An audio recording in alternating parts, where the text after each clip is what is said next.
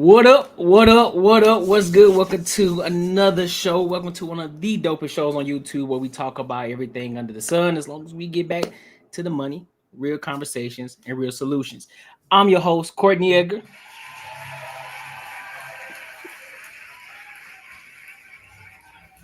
So listen, we got some topics for y'all tonight. We got some toxic topics, then we got some real life topics, and then we're gonna kind of finish off with some positive things talking about money. You feel me? So we're gonna do things a little bit different, but we still gonna be a little bit toxic from time to time. You feel me? We got to. It's only right. So how y'all feeling today, man? How y'all feeling? Sure, feeling good, feeling good. Okay. Apple just did their little product release video, and they finna take on the same phone. Okay. Yeah. Enjoy that same phone. A little bit. Yeah. They switched it up a little bit. They gonna The take color? No, they redesigned the whole phone. Wow, look at them. Okay. Mm-hmm. Yeah. They put a little bit more tech in there, redesigned the whole thing. I'm like, fuck it. We bought it now, so that's a business write-off. I'm finna go give me one. I feel that.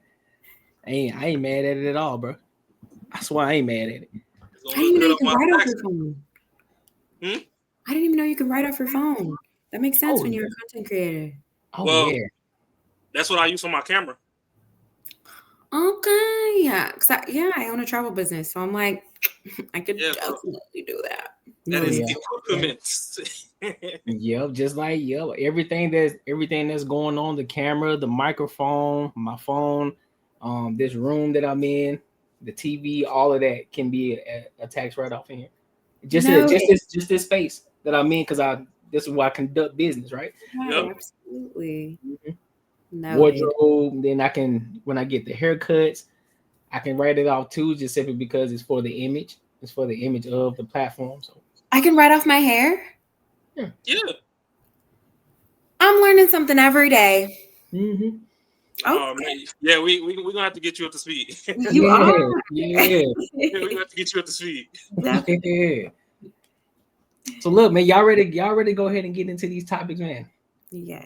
I was born ready. Ooh. So you already know how we like to start off, man. We like to start off with the icebreakers.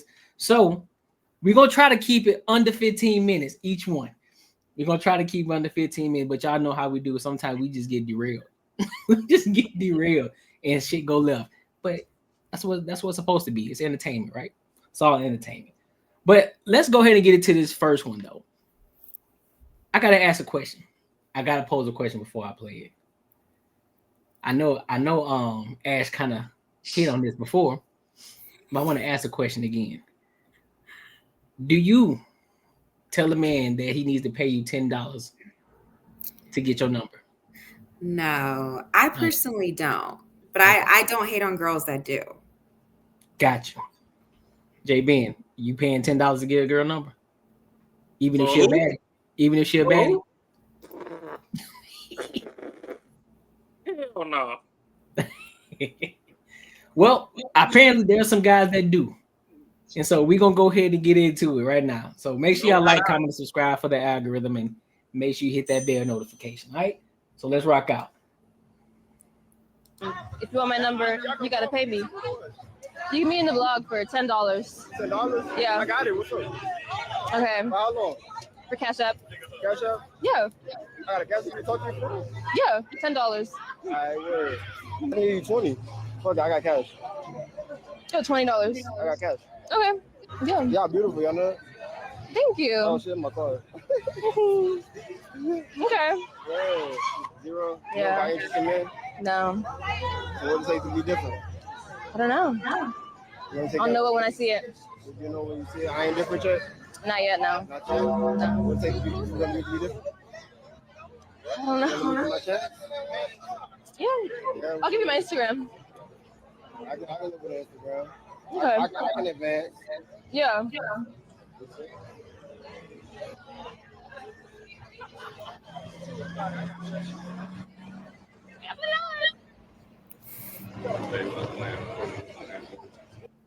Bruh.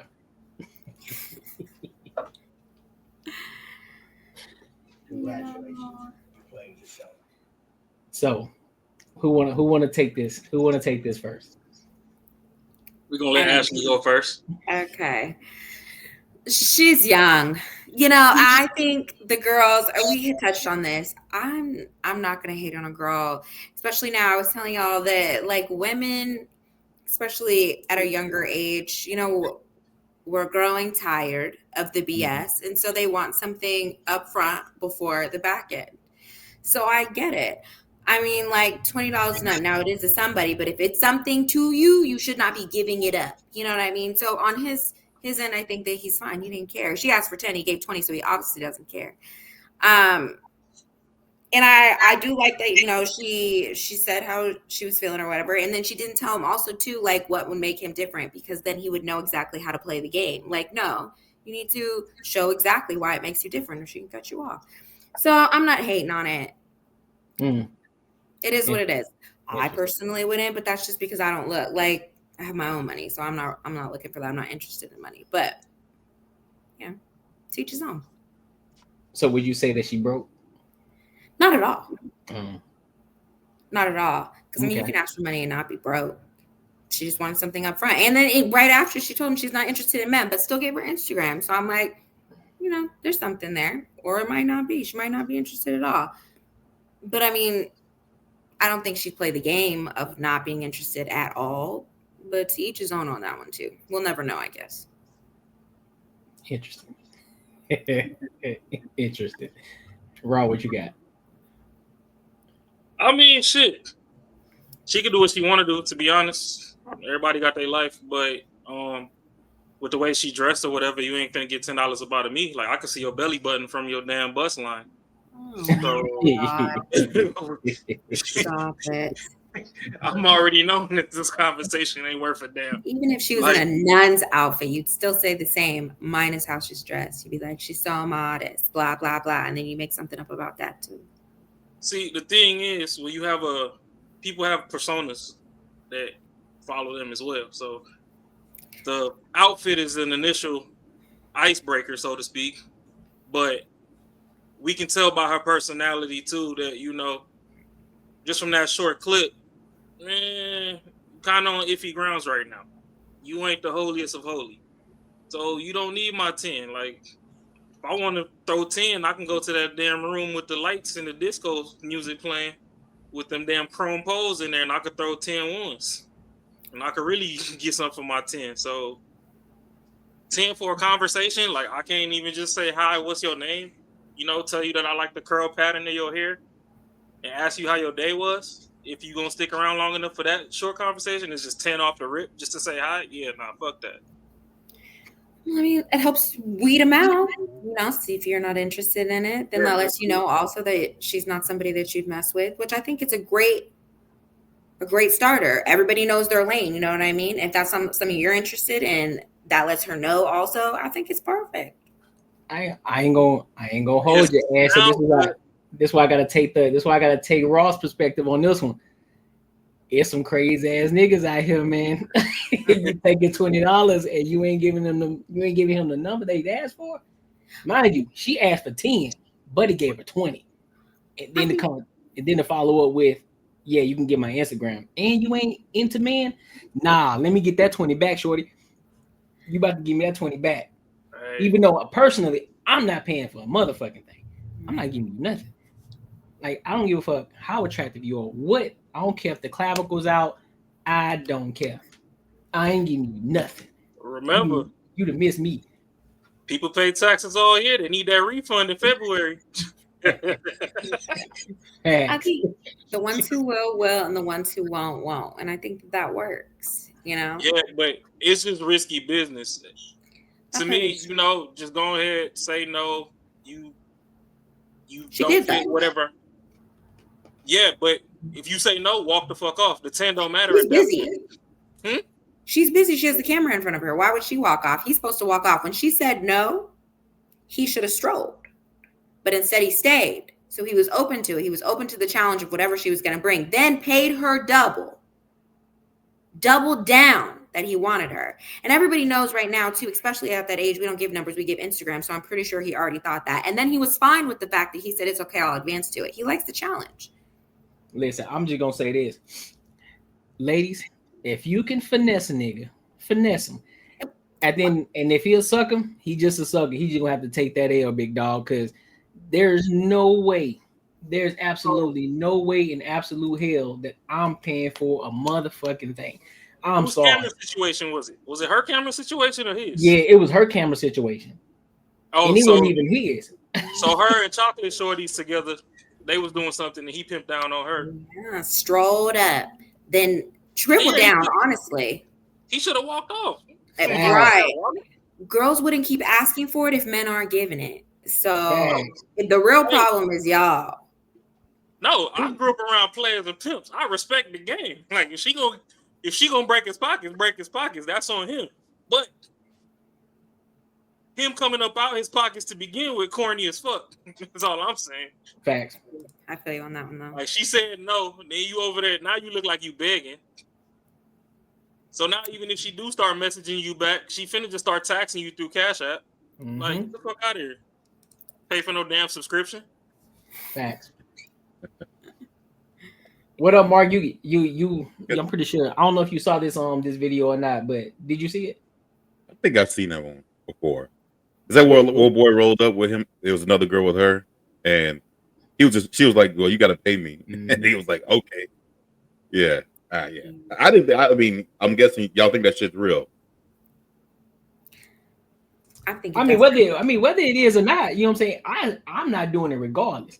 You feel me? Well, yeah, I'm definitely. If someone say, "Yo, I don't even know you," you ask me to pay for some shit, I would just walk away. I would just turn around. I wouldn't even say nothing. I don't even understand how you can even entertain that shit. That's crazy. But he ain't even put up no resistance. Like he came up down. He put his legs to the ceiling. Little nasty ass. Boy had no resistance. Like, oh, that's what you want? Okay, here. Like, get your bitch ass out of here, man. I mean, hey, I wouldn't put it past. Like, that shit may be legit, but yeah, that is some simp fucking. I think that's even worse. That's worse than being a simp, to be honest with you. I think most simps would just turn around. That's the smallest form. That's the smallest form of tricking. You know what I'm saying? Yeah, that's a better name for it. Because I'm not a hater on a simp. I love me a sensitive ass. Sure you do. Oh, you like your what now? I love like a sensitive, not sensitive like boo-hoo, but just like lovey-dovey, affectionate, healthy obsession with me. Absolutely. And some people call that simping. But I'm also, I'm a giver in that sense. So I mean, that ain't 100% simping. It's a little part of it, but I mean, I wouldn't even call that simping. Over there at Moist Ministries. Bring that over here. Healthy and healed, come here. Yeah. Oh, hell no. Hey, just like that video I sent y'all the other day. Hey, just like that video I sent y'all the other day. Oh boy, I'm pretty sure he was emotionally intelligent for sure. I bet he hit all the buttons for old girl until he turned to a girl. Hey, I'm pretty sure she was like, yo, this dude, he got it. This motherfucker's on top of it. Well, he was ready. He was ready though. He thought he was finna get some real play. She ain't gonna even follow him back. Watch. That's a fucked up she part. Might follow him right now, and then she'll like delete it out there. Man, she doing that shit just for the camera, bro. She ain't replying back to that dude. She put her text now number in there. That ain't even her real number. Yeah. I mean, that's her WhatsApp number. Instagram. I say 50-50 on that. Because if it is real, he did accept the challenge, which is intriguing. So she could be like, meh, or she could be like, I'm intrigued. Because look at her body language the entire time. She wasn't even facing him. She wasn't paying him no mind. She wasn't giving that man no attention. She wasn't checking for him, not even a little bit. Even in the still, her face looked like the number stain. Instagram. I say 50. Oh shit, whatever the fuck she giving him. I'm just saying, bro. You like to be intrigued. I mean, I get it. that dress fine. She got a little freakum dress on, but I ain't paying for it. I don't even know you. Oh yeah, she got the sandbags out and everything. She had to get some attention going. She at least had to do fucking 20 jumping jacks for this 20. Okay. Exactly. Just hope it won't fall out, huh? She probably don't even remember his name. You know what I'm saying? Oh, that part's true for sure. Yeah, for sure. So like, nah, I'm good. Cause I'm the type of nigga, I'm gonna ask you again before I leave. Hey, you remember my name? I think that's great because if I don't say it right after you say it, I'm not remembering it. So Exactly. yeah, tell me again. For sure. Exactly. And if you don't remember, I'm saying, nah, you good. That's fine with me. I'm like, nah, you straight. Fine with me. I'm like, you weren't even that interested. You know what I'm saying? That could be Some people just have People like, I ain't strange. I ain't gonna lie to you, bro. I dated a girl for like a month. I didn't even know her. I kept forgetting her name. Thank you. How was that? My G. I was fucking about a month, and I'll forget her name all the time. I haven't looked at my phone. It'd be the worst thing. My boy called, my friends are calling me like, "Yo, what you doing?" I'm like, "Oh man, because I couldn't remember her name to save my damn life, bro." A month ago. Ain't nobody It was a while. nowhere with your It Alzheimer's. was a month where you just saw like I probably saw her 4 times over the weekend. You know what I mean? So it wasn't like I didn't see it like all the time. It wasn't no shit like that.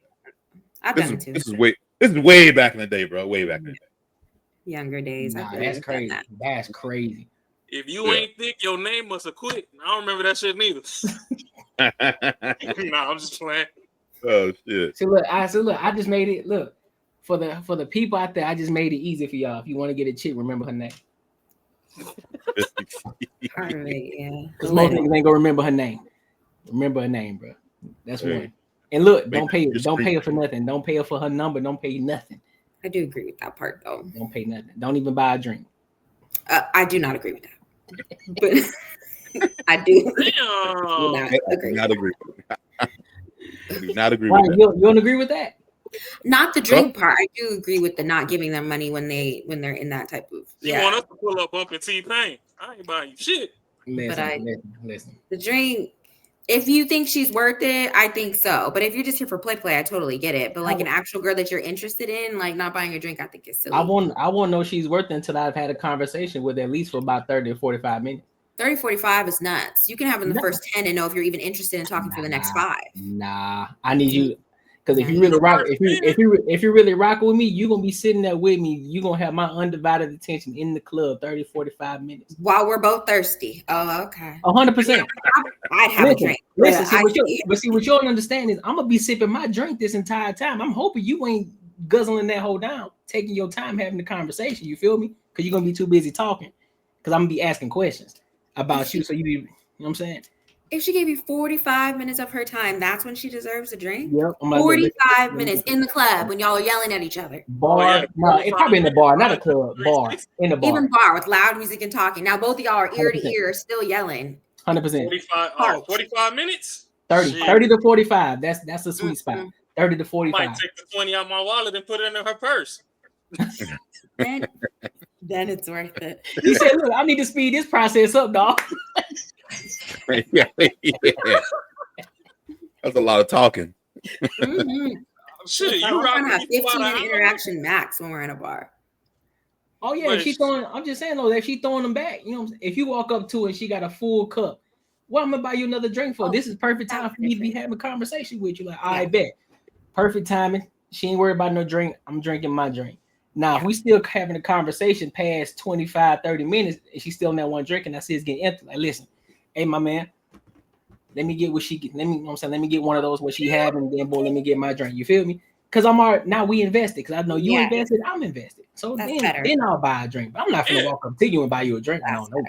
You can either grab the drink, and then next thing you know, you're gonna walk the fuck out. Okay, thank you. Like, nah, fam, we ain't doing that.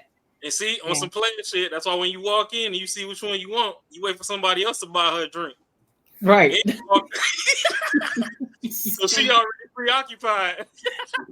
Exactly. Then if the conversation go your way, you hit her with the refill. That fucker gonna be salty too. And if it's really a good time, I might say, look, you know, say give us 2 shots because we having fun now. Because now I know she don't care about nothing else going on. I got her full attention. Mm-hmm. So now me and her having a whole conversation. We don't care what's going on out there. We just having fun with each other. See, man, y'all better stop playing with me, bro. I see a little bit. Assert dominance because when he double back, he'll be like, "Oh no, she good, big dog. She with me." Exactly. You already look. She gonna be like, mm-hmm. She gonna look at you like, damn, he already claiming you. Exactly. You feel me? So like, listen. He went too far on the claiming. Listen, I'm trusting you. When you win it, you got some drinks in you, and you already interested, and you know you interested in them. Because mind you probably in your head already you probably already undressed them with your eyes already, even though you ain't gonna say it.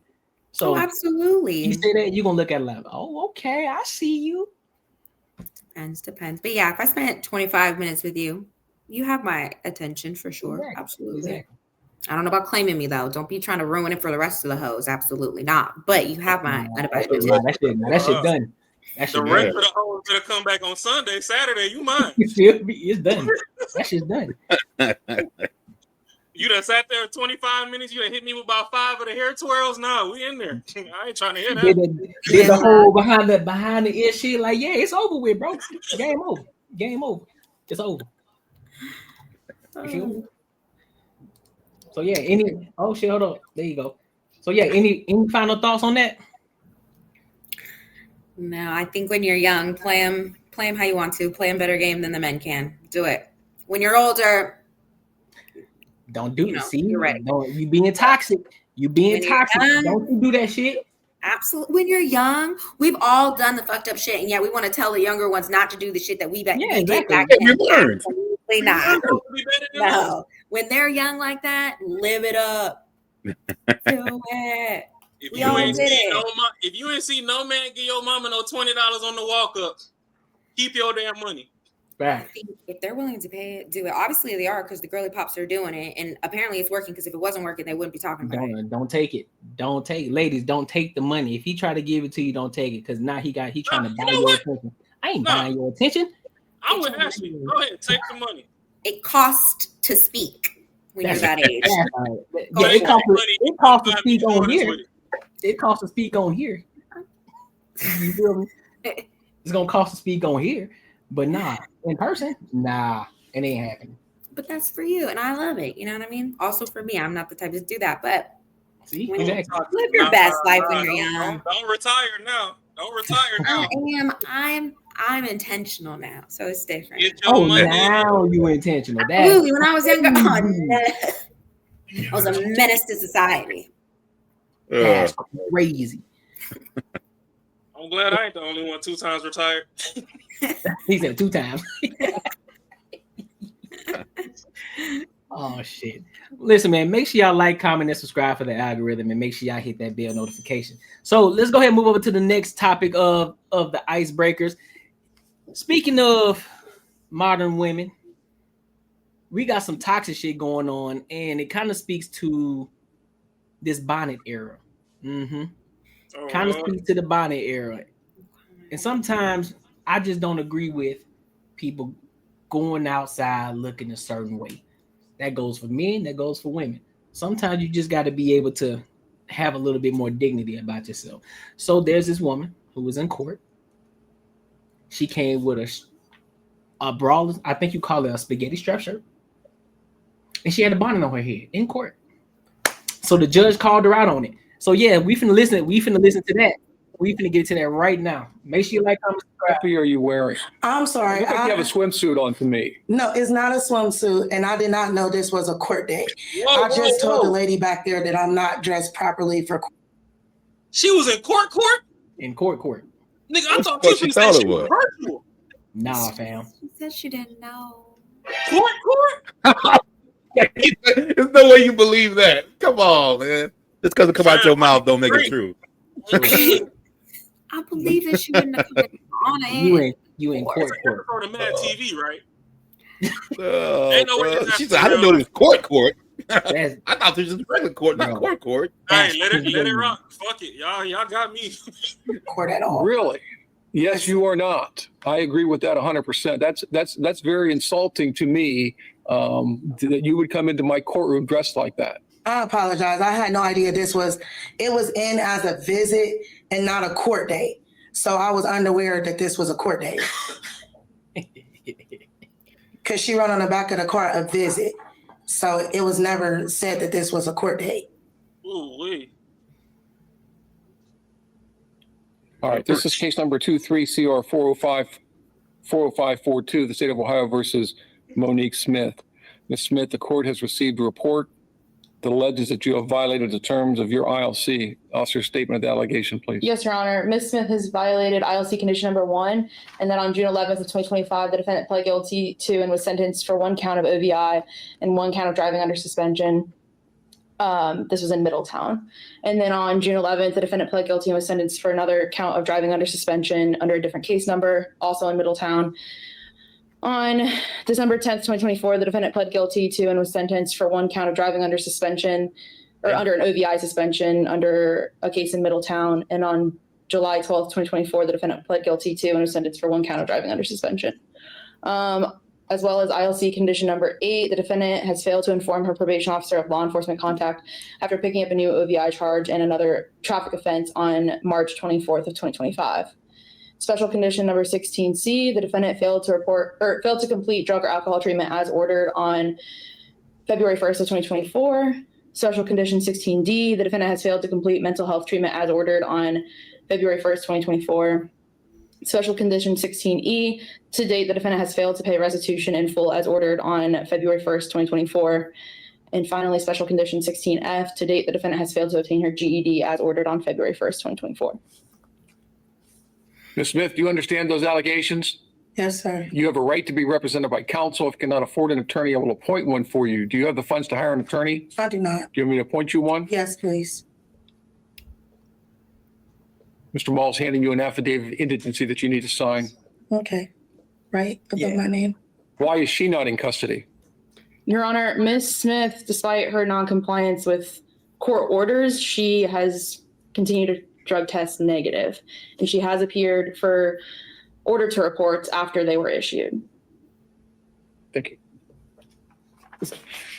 All right, the court will find that you're indigent for the purposes of retaining counsel. The court will appoint attorney Roger Bouchard to represent you in this matter.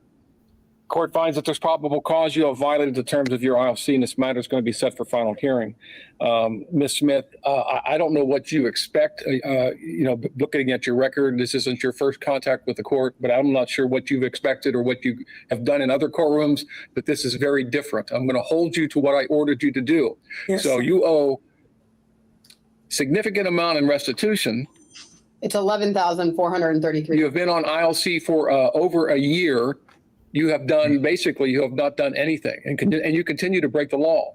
The next time you appear before me, you better have a solid plan in place or you are going into custody. Do you understand me? Yes. You owe $11,000 to the victim in this case. You don't seem to care that I've ordered you to do things. You come to court dressed very inappropriately, and I'm telling you right now, I don't know what your contact with the court has been in the past, but it's going to be different when you come in here to see me again. Do you understand me? Yes. Because the next time I see you, if you haven't done something, you are going into custody. Are we clear? Yes, sir. All right, that's all.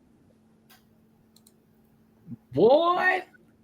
That girl, you stop driving, dog.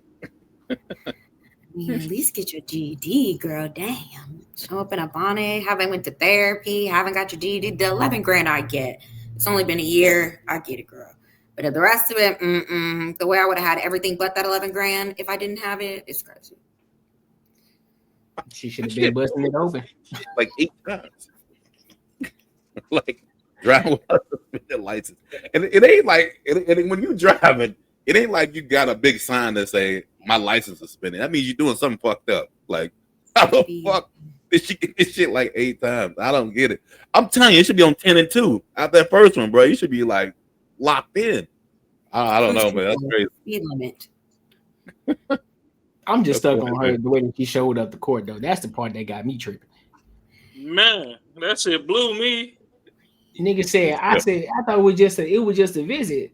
So, nigga, you going to a courthouse? So did they follow her to the parking lot? Because I'm pretty sure she drove up there. Because yeah, she did too. I'm gonna have to call Slimmy and see Slimmy seen her on his bus. Because I ain't know where. They say in Ohio, right? Yeah. Yo. Yeah. She's like, can I get this validated?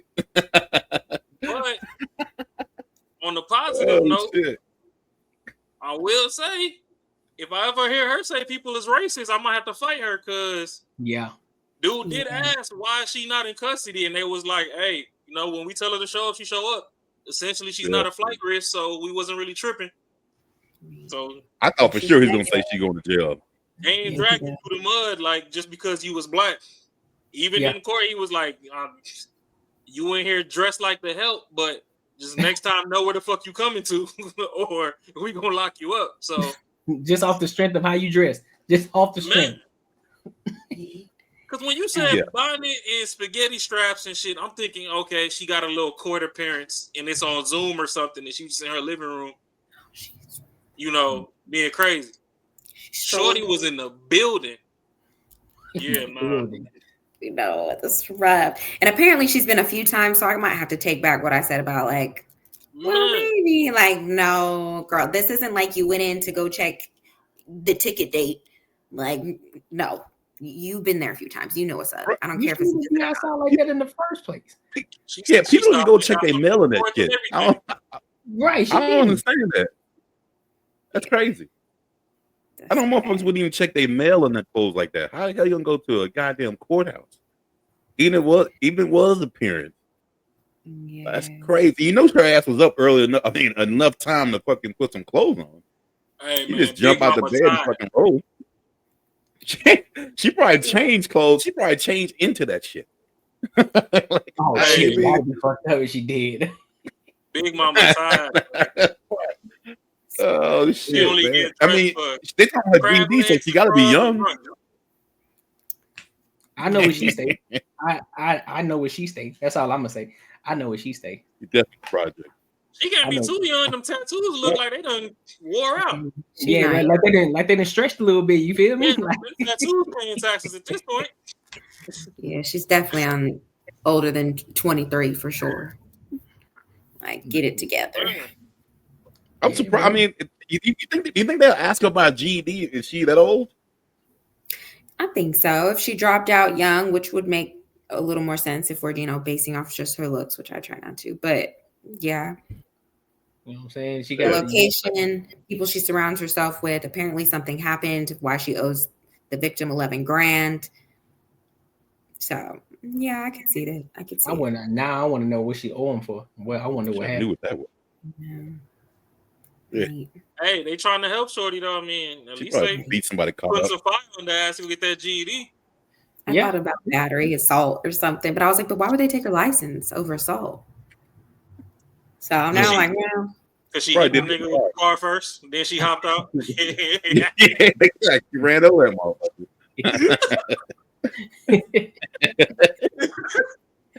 This nigga that bitch with the impound and kept driving. Cars, the car wouldn't go no more. The coolant running down the street, and she just hopped out and started mollywopping his ass. That'd be some shit in the same uniform that she got on right now. That'd be crazy work. What the hell? If it was the same uniform that she had on, and she did that, now that shit would have been wild work. You hear me? But that same uniform, I know she could fry some chicken fire from scratch. Chicken wings. What? I know that chicken be busting. You hear me?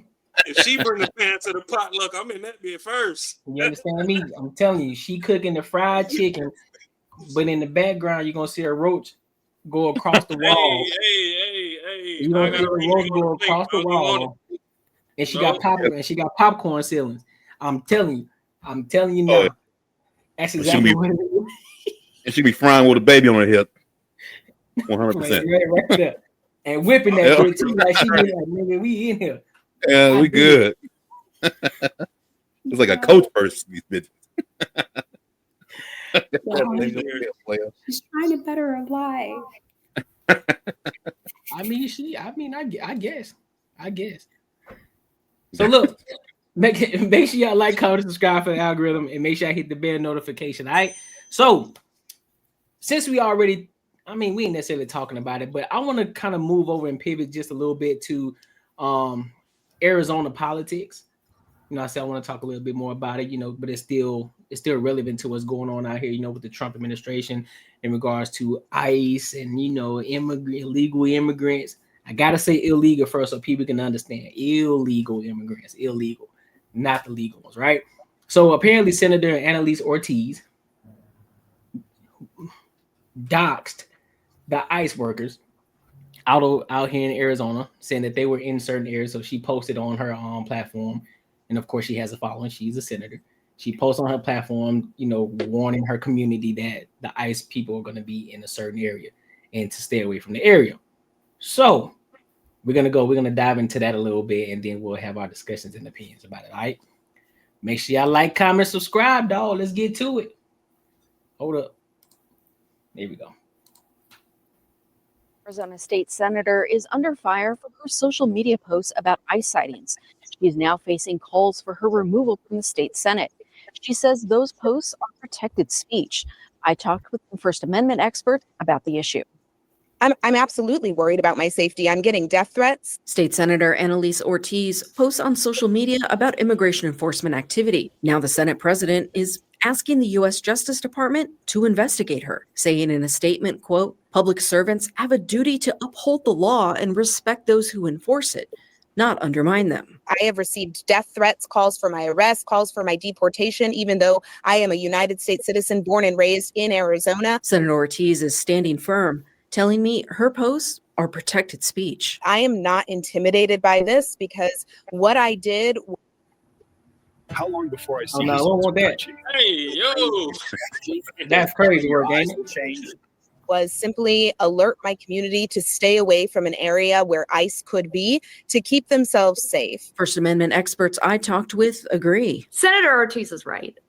She has a First Amendment right to talk about, to share publicly available, publicly viewable information. Alex Morey is at the Freedom Forum, a nonpartisan nonprofit focused on First Amendment education. It's very much protected by the First Amendment. Daryl Hill at the ACLU of Arizona agreed, saying Senator Ortiz has a right to share information with her constituents. This is just normal part of being a member of society, being a member of the public, and a normal expression of First Amendment rights and activities. The U.S. Department of Homeland Security told me in a statement that Senator Ortiz is siding with criminals over American citizens, writing, quote, "Notifying the public about ICE law enforcement operations endangers law enforcement and weakens American national security. This certainly looks like obstruction of justice." Both experts I talked to say people who post online about ICE sightings should know that's protected speech. Whatever your politics, if the First Amendment stands for anything, it's for the idea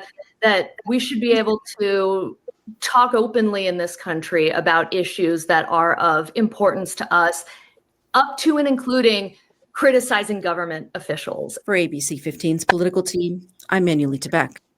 So, what do y'all think? What's y'all thoughts on this? Yeah, it's like insider trading, pretty much. I mean, I'm pretty sure she's got some insight of where they might be at. She's in the government. I mean, I understand you can have your personal views on shit, but if you have a job like that, like you can't express your personal like opinion. Like you gotta abide by law. Like they're getting out illegal citizens that aren't here, that aren't supposed to be here.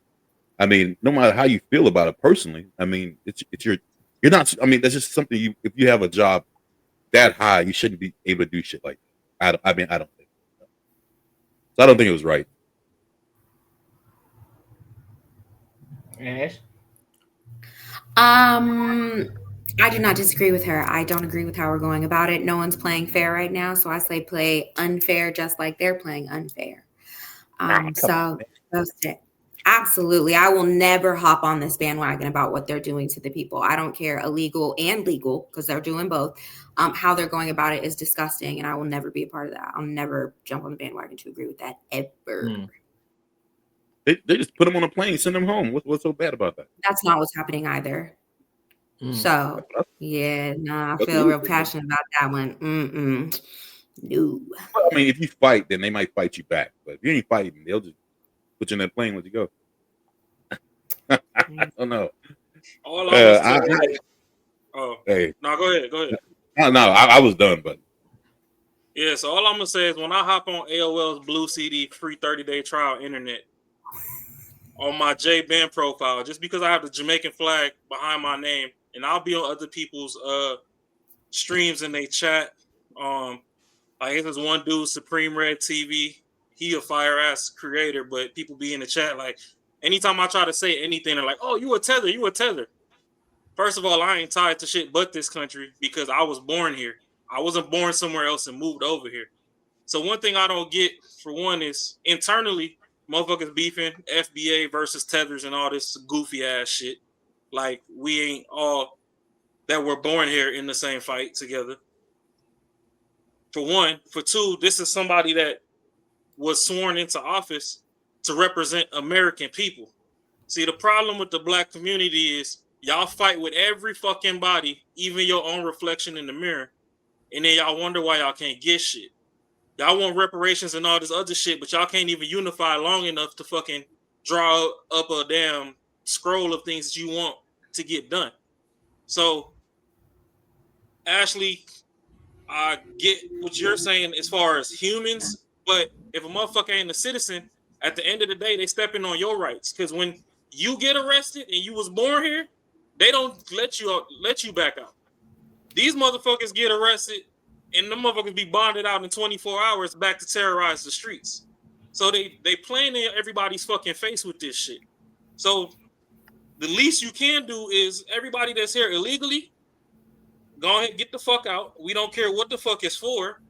Follow the process to come back if you're eligible to come back. But while you're gone, we need to figure out us here. Everybody's screaming they can't get a job, they can't do this, they can't do that. Okay, they done ran through 15, 20, 30 plants and got all the illegals up out of there. Did any of y'all bitch ass motherfuckers apply? Didn't people just get laid off at the damn paper plant or whatever the fuck that was closing? Now they ran through Hyundai. Is any of y'all over there getting them jobs? Because another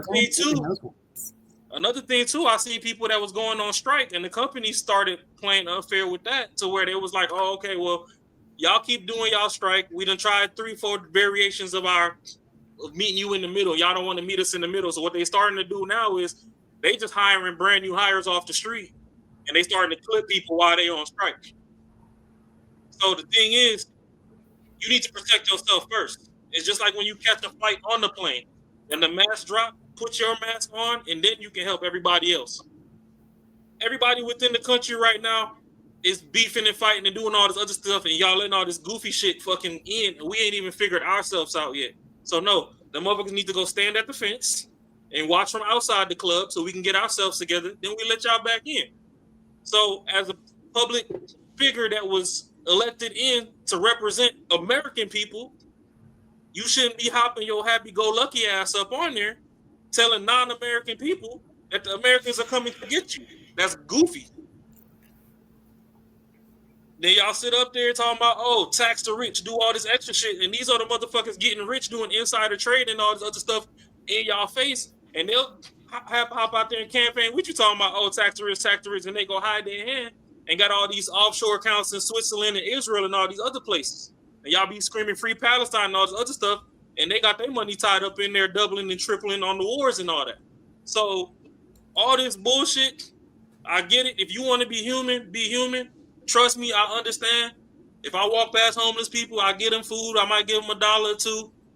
That's fine. But if you're not supposed to be here, get the fuck out so we can figure out what we got going on here for us first. Then we open the door and bring you back in.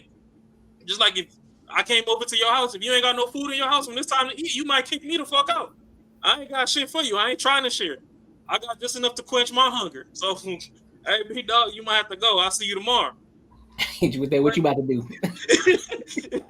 But in times of abundance, you like, oh shit, I'm finna cook. You want a bite? You know, you can stay an extra hour. I'm finna go chef up this food on the stove real quick.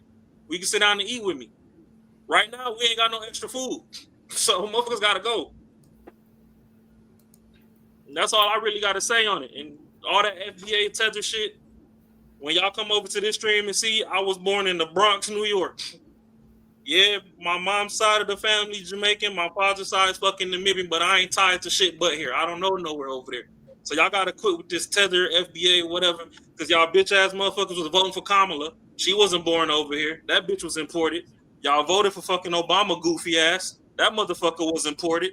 Y'all run behind all these other motherfucking tethers when they on camera and on CNN and all this other shit. Then the motherfucker that's on the ground level fighting the fight with you, y'all want to have beef with, and y'all let all these other goofy motherfuckers in and go do crazy shit. I ain't with it. And that's all I gotta say on it. I feel that. Anybody? No? All right. To comment on what he said, or are you gonna go? Oh no, I'll go. I just thought, I don't know if anybody had a rebuttal to that. I have a lot of rebuttals to that, but you can go. No, go ahead. No, hey, look, it's your time to shine. It's on you. Okay.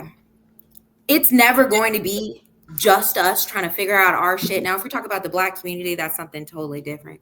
But if we're talking about as a country, it's never going to be just us because it's a monopoly and it's set us up to fail, and we will every time. And that has nothing to do with the illegals being here. It's a game that we're losing because of the tippy top, not because illegals are stealing our jobs. Be so fucking for real. Now, as a community, that's different. We need to come together on a whole nother level that has nothing really to do with the outside world, especially has nothing to do with illegals. And they're not just picking them up. And that plant that you're talking about for Hyundai, that was from South Korea, who was here to help our economy because we asked them to. And then that white lady did the shit that she fucking did, which was dumb as fucking. Now South Korea's taking all their shit back. That includes phones, washers, dryers, Samsung, all that shit.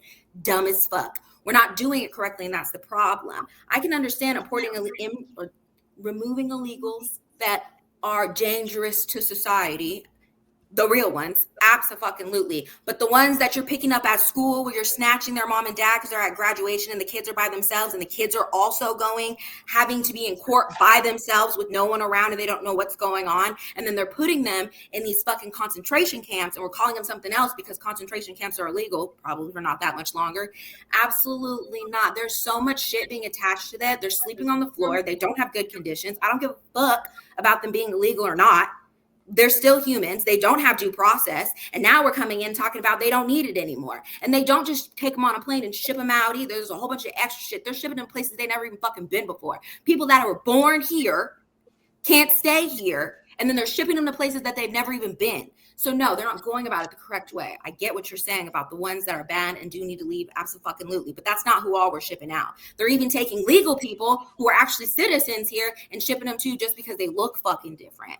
No, how it's going is nasty work, and I'll never agree to it. I agree with some should be moved out, but if we're talking about they're stealing our fucking jobs, be so fucking for real. They came over because we weren't going to do the shit anyway. We were never going to pick the strawberries and shit, especially for the Black fucking community. That's not happening. The reason why the Mexicans came over to do the shit is because we weren't going to. They thought when they were deporting their asses that we were going to then jump in, and we didn't do that shit either. Absolutely not. Like, no. I was sorry, I won't comment to that. I'll stop my hand. I got a question for you though. So if we saying that it's out of hand now, where was all this passion when Obama was president and the motherfuckers was in cages and shit? He was deporting. Like I said, I've never agreed with how we're going about it. I'm not just off because of this particular one. He was deporting a whole bunch of people too, and it never was this much rah about it. I think doing it the way that's inhumane is unacceptable, but right now it's in our face, so it's even more, you know what I mean? Like right now we're like, it's blown up bigger, so that's why it's so like more of a conversation. It's only blown up because Black people don't like white people because Trump is white. Motherfuckers hate Trump because it was blown up the same way when Obama was in office and he had the motherfuckers in cages and shit and kids was coming up missing and all this. Everybody want these Epstein files, but nobody talking about all these kids that go missing every fucking presidency, no matter who the president is. So what is we really passionate about?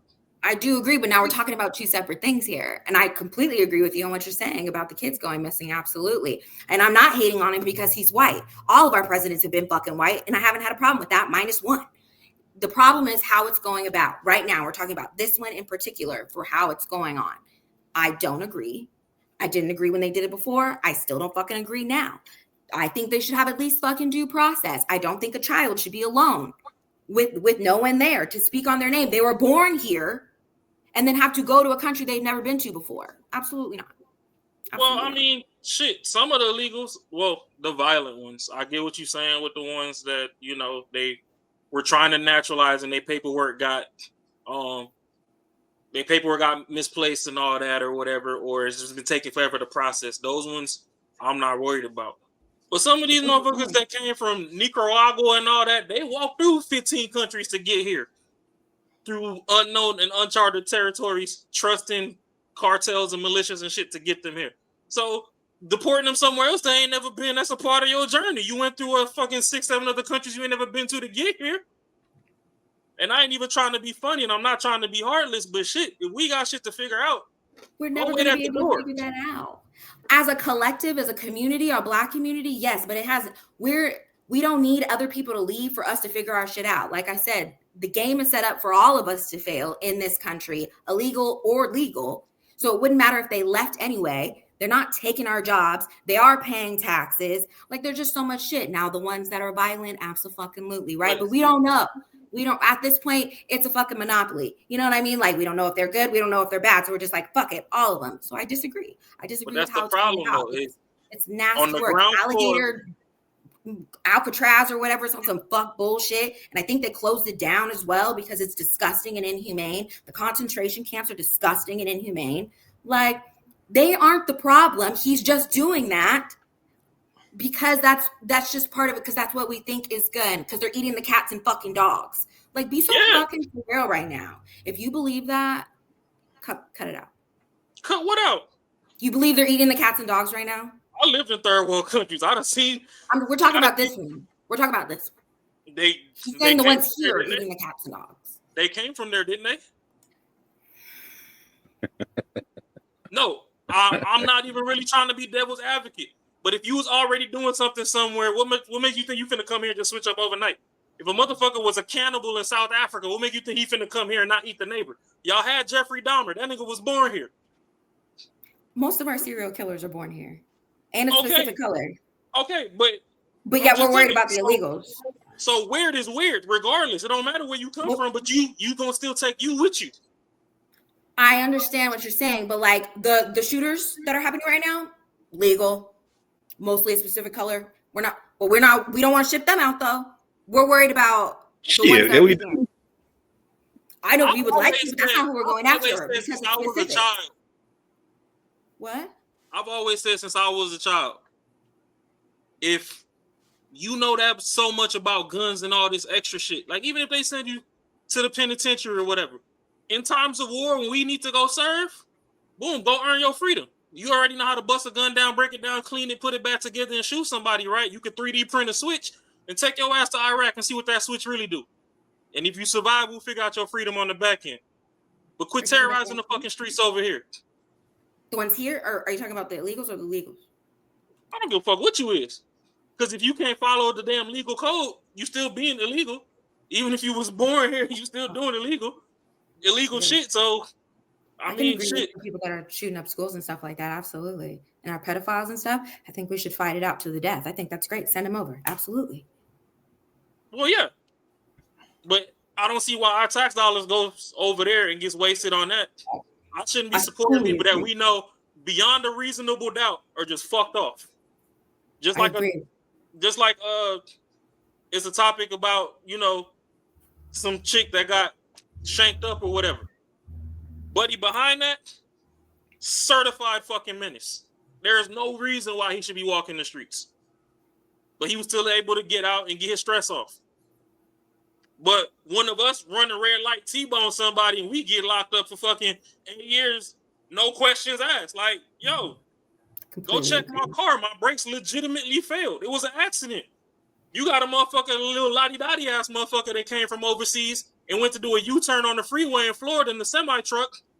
On the fucking freeway, he caught a body and motherfucker signed a petition to get this nigga out. But then y'all be mad when we have our little Free Ray Ray t-shirts because he caught a body, but he was in legitimate danger. But because, blood and Crip beef or whatever the fuck it is ain't regular fucking traffic, it's just viewed as, it was a black on black crime. Like, no, he was born in the area. He didn't even want to pick a side. His family jumped him into that shit. He was in a situation where his back was against the wall, fight or flight, kicked in, he upposed, shot somebody just to get himself out the situation. Now y'all looking at it as if he was a predator and this was like his 30-second body. Like, no, this was an emergency situation. I'm trying to go home. Just like the cops will tell you, hey, follow all our orders and everything will go okay. The minute shit go left, I got a family to go home to. So if you want to go act buff and rowdy and stuff with them beyond reason and shit go south, it is what it is. But my thing is, we need to focus on the good people we have here first before we start letting people in. And yes, I agree with you. The way they filtering people out is whack. But guess what? The same people that we voted in to worry about us American citizens, they weren't letting these people do their jobs. Tom Homan got up there fucking day 3 of his assignment and was like, hey, Trump's in office. He brought me back out of retirement for the umpteenth amount of times. I don't even want to do this, but I'm real passionate about, being a red-blooded American, whatever. And I don't care if anybody sees some underlying bullshit in between there. That's fine. I'm not asking for shit to be 100% perfect, but shit ain't even 15% right now. He said specifically, I'm coming in to get violent offenders and get them the fuck out of here. What did everybody do? We not giving you nobody. So he came back up the next week and was like, oh, look, it seems to be a little bit of friction going on, so I'm not playing no games. Fuck it. Here's what's going down. I'm coming in. Anybody I catch, while I'm looking for this main person, all y'all motherfuckers gotta go. And that's why people getting picked up at their school graduations and mom getting picked up from her nursing job at work while she fucking setting the drip line on the tube. Or Consuela going to go fucking clean Burger King at night and she getting packed the fuck up before she could offload her vacuum. That's why all that shit's happening. If y'all would have let them come in and get the violent people out and then see how they were acting first, now if they start overstepping, we can hold them accountable. Like, hey, big dog, that's not what you said. You said violent people only. We can hold them accountable there. But when everybody giving all this friction, they trying to hide people. You got judges and lawyers and shit hiding people in their basement and all this extra shit. Then yeah, fuck it. If you gonna be of resistance, you gotta go too, because you will harm to the community too. I mean, when we're talking about the judges and stuff hiding people, that also lets you know though that those aren't the people they're talking about. And I do think too, because I live in California and I live close to LA, like there was a lot of action happening when he came over unannounced, when he had talked to him beforehand and didn't say anything. The problem is he was fine with him being here is when he sent in the National Guard. It's the things that he doesn't go about the correct way. The Constitution doesn't give there is not one when it comes to him. And that's the problem. It's leading up to. It's hard to listen to somebody and be like, I got you. Understood. When this motherfucker every 2 seconds is like, I don't give a fuck about you. I don't give a fuck about that one. And it's affecting everybody. You know what I mean? And some of this stuff is bullshit. And I think it's to better his partners, his business partners. And so it's kind of hard then to be like, okay, because when it was fine when you were picking them off the street, because we didn't give a fuck when Obama was doing it. And I'm pretty sure all the other presidents were doing the same thing. It was a quiet thing. But no one ever sent in the fucking National Guard to go down 3-4 fucking streets acting like the whole California is on fucking fire and everybody around here is eating the cats and dogs and running violent when multiple states, several states are 200 and 300% more dangerous than California. But yet we get the National fucking Guard. No, he hit this one and then he hit New York. Cali? There's states that are 200 to 300% more dangerous than California. Who? I'll look it up for you. Don't worry, I got it. Gavin Newsom's been keeping me up to date on what's going on. So you gonna go to the motherfucker that's lying so he can get reelected? Right. You know what? Go off. While you look for that, I'm just saying people is too passionate about the wrong shit. You want to know why the National Guard is in there? Boom. Let's say me and Courtney are brothers. Somebody fucking beat up Courtney, right? Courtney is on a straight and narrow. He's trying to get a college scholarship, whatever. I'm out there playing the streets. Somebody beat up Courtney, right? Courtney tried the right thing. He went, he got the cops. Mom and dad went over to the people's house with him or whatever. The cops went over there, gave him a warning. Boom. They popped back out. They trying to run down on him again. He tried it the right way. Guess who he finna come get next? Me, with the Nike tech suit on, with the ski mask, with the switch. And I'm on that ass. Thanks. So it's the same thing. It's the same thing. You keep giving these people leeway and you trying to be holy today and you take them to church on Sunday, and they in your crib ripping your TV off your wall on Monday when they ain't got shit to eat. So no, get your ass the fuck up out of here. Let's figure our shit the fuck out first, because they not dropping these motherfuckers off in Beverly Hills. These motherfuckers not in 90210. They dropping them off in the projects with us. Then they gonna come and be like, oh, well, this community is fucked up. Well, y'all put these people here. Bill Clinton got 12 point something million people out of here. Biden single-handedly replaced the same 12 million that Clinton got out when he shipped the jobs out during his presidential term, when he wasn't doing shit and Kamala was overseas trying to get Africans to be gay. Do you want me to answer your question? Do you want me to answer your question? Yeah. Arkansas, 2023, 620 incidents, over 100,000 people more than California. Louisiana, 628.6 incident per 100,000 residents in 2022. Tennessee, these are all the people that are higher than California, mind you. Tennessee, 621.6. New Mexico. Memphis, Tennessee?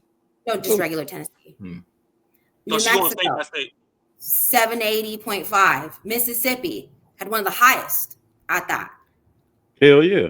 508 incidents. While some southern states have higher rates, California's overall violent crime was around 508. So I've named off other states that have been higher. There's more of them, but we don't have to go down. But I'm just saying, like, no, there's higher ones. They just are red states. So now here's why I'm gonna rebuttal that, because I like the white people's fucking statistics and all, but we all know in the streets that ain't it. If you got all these illegal migrants and stuff, and we know that they run in the drug game and shit, it's a lot of bodies that disappear behind some cocaine and some marijuana that don't get reported because the motherfuckers don't even know that them bitches is here to begin with.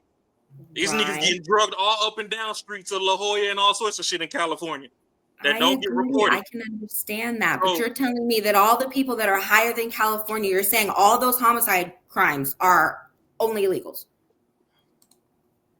I'm saying that them numbers that they reporting to you is the ones where they can come in and you can go watch live PD and you can see the body on TV. Because they're illegal. You know what I mean? Those are the ones that are showing. Sure. I understand what you're saying. I get it on the fact of like the cartel and all that extra shit, and they're murdering people and they're snatching people up. Black women are the highest. Probably got higher numbers in some of them places. But I get what you're saying. But what I'm saying is they're not all illegal. Like that's for here and ours. That's all. But I do agree with what you're saying. Well, I understand that too. But that's another reason why motherfuckers need to put the switches down and unify. Because another thing I don't understand is in all these magical statistics, if quote unquote niggas is fucking everything, how is it that every year that the stats come out, black people is only 13%, but it's 3 million fucking mulatto babies running around here and there? So what side of the stat are you putting these kids on? Because everybody ain't getting switched down in the streets. It's a whole lot of light-skinned motherfuckers with black daddies. What side is y'all putting them on? It can't be 13% since the fuck I was born till now. I fully agree with you on that. Absolutely. Yeah, DC does have the National Guard, and Chicago is next. Isn't that the governor who said pretty much the Chicago one? DC is a territory. That's not a state. Mohawk Johnson. Yeah, but Chicago. Yeah, like he's been real boastful, which I think is the right way to go. People. No, it's not. Yeah, but y'all can feel the way that you want to. DC is a territory. It's not a state. So their laws are just whatever the feds go with, DC has to go with. So that's a little bit different. Chicago, that's some goofball shit. Not wanting to get them. And that's another thing too, man. Another blue state. Let people come from over the border and go over there and be terrorizing their communities. If you got to switch, why don't you switch these motherfuckers off the block? If y'all don't want the president to get them out, then sweep them down the street with that motherfucking AK, man. We got our own shit to worry about. We've even had other people there telling their gang members to do something about it. So I'm like, but they're not doing it fast enough. That, that's a whole nother thing. One thing that I find disrespectful is I can't go to Chicago right now and go do a hood vlog documentary because I look like them. Niggas gonna be trying to tap my pockets and rob me and do all sorts of shit. But you get 5, 6, 7 white boys that go down there with cameras and they'll take them on the whole lick. They'll be jugging and shiving and everything all through the hood. Like, oh, this is what we dropped the body off. I kid you not. I bullshit you not, bro. I bullshit you not. I was just scrolling through TikTok. I don't know how I got there, but I got there. So I came across some content where literally we talking about a white guy in the hood, Arizona. We talking about in the hood of hoods. This man walking around with this top dog in Arizona, walking around all day interviewing this man. They showing him that, man, this is where they cook the shit up at. This is where the hood at. You know what I'm saying? You don't go over here. You know what I'm saying? Because, you know, we get down over this bitch. It's a white dude. Typical white dude from the suburbs. They walk around the but don't worry about it, bro. We gonna protect you. But somebody like myself, Marcus or JB, and that shit ain't happening. I'm not finna go over there. Them niggas, they like, nah, nigga, what type of time you on, bro? Let me see what you working with. Like nigga, where you from? Nah, fam. Like, I go over there. Right. I go over there. I need a pass, but these motherfuckers come in here and you damn near chop a fresh body up in front of their ass. Like, this shit goofy.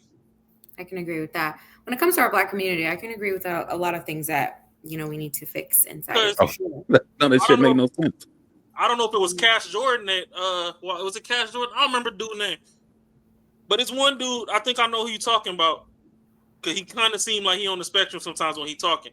But he done came out here, he done ran through a whole prostitution ring. They ran him through that. He came back, they ran him through some trailer parks. He went to another thing. I forgot what other hood he went to. He went to some hood on the west side with some Mexicans that rap and whatever.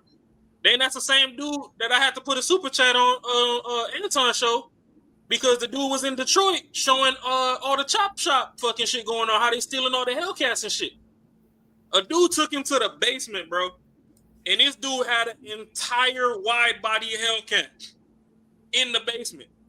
I'm talking about the hood, the trunk, the doors, the over fenders, the dash with the radio and everything in it, the steering column, the seats. But if I go over there, it's like, who you know over here, bro? Like, you got to get the fuck up out of here. Matter of fact, we like that watch. We like them shoes. For real? I'm doing the same shit these motherfuckers doing. I'm trying to get my cloud up and be like Vice. But y'all let these motherfuckers come in and do it. So let me show you something real quick. So literally what I was just talking about. Familiar. Oh, bro, you talking about I'm like, yeah, that's up the street from me. Bro, what? This stuck in face. Boy, I ran 12 days. Every time people be like, oh, he from Chandler. I'm like, what side you from? I'm from Southside Chandler. Oh, yeah, he from 300? Oh, no, I'm not 300. Bro, be duck and fade, don't bro. All that talking and stuff, it's not saying that shit in our face. That's why I say that's internet. That's why I don't even get to it no more. I'm like, after seeing that, I'm like, oh, yeah. On the ankle, right? Yeah, I'm on the ankle right now, I got court in 3 days. Yeah, all these little apartments and little projects, townhomes, condos, where the hey, niggas real out here vlogging. You sell the same thing here too. You get caught in the little weed. We don't do that other stuff. Valley Club. Bro. Yeah. Yeah, but we go down there and try to cover it like, oh, what the fuck y'all doing over here? Y'all ain't from what set you from? Like, for real? Yeah. Or they all go on Vlad TV and fucking give up their granny name and shit and then wonder why their granny house got raided. Talking about he the feds. No, you talk too much. Out in themselves. I'm saying when I was in the hood, it was certain situations you'd go to, they wouldn't let you have your phone on you. Right. It's certain buildings you would go to and they like, hey, what you got on you? Take that shit off. You couldn't even have a beeper. For those of us that's old enough to know what a beeper is. So I don't understand how all these new folks is moving and then they talking about, oh, black on black crime, blah, blah. Like, no, crime is proximity based. I mean, if everybody broke in the area, somebody trying to get the one up on the next person, what's going to happen is going to happen. Like, the trailer park ain't no different from the hood. It ain't no different from the barrio. It is what it is. Now, why media like sensationalizing and, you know, blowing up certain sides issues is one thing, but systemic, but yeah, that's on them. But as far as these illegals go, if we can't separate the violent from the non-violent, because you got people trying to give the drop, and everybody else trying to say, "Oh, don't come in here," then everybody got to go for now. They ain't say go forever. They just said, "Hey, please step out." It's like a fire drill. Please step out the building. We're gonna do a sweep, and once we're done with the sweep, come back in. Yeah. Ben, so look, this is a great segue though, since we already on this topic and we already mentioned Chicago too. So this would be a great segue into what's actually going on, with Trump and these YNs out here in Chicago telling Trump not to come into Chicago. So I'm gonna play a couple of clips and then we'll give our thoughts on it. All right. Make sure y'all like, comment, and subscribe. So let's get to it. I repeat, do not do it. We are a different fucking breed out here, nigga. We are not Los Angeles, nigga. We are not Washington, D.C., nigga. This is Chicago, nigga. The niggas go fight back. I'm telling you, the niggas go fight back, gang. Whatever. I don't give a fuck what you talking about. Them young niggas got switches, gang. They not going for that shit, bro. I know a bunch of y'all finna say, oh, it's the National Guard. They can't do anything about it. They must go in Chicago. Nigga, do y'all know that it's more bad people than good people, bro? There are over 100,000 gangs in Chicago by the city by itself. All right, now let me scroll up. Trump, do not there's another clip. I repeat, do not do it.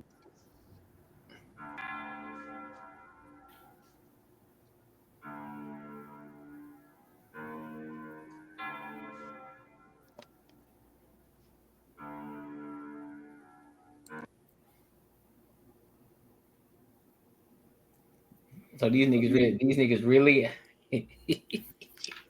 But you see how the National Guard. No. I mean, come on, man. I mean, before we even get to the National Guard, do we really see how goofy this shit is?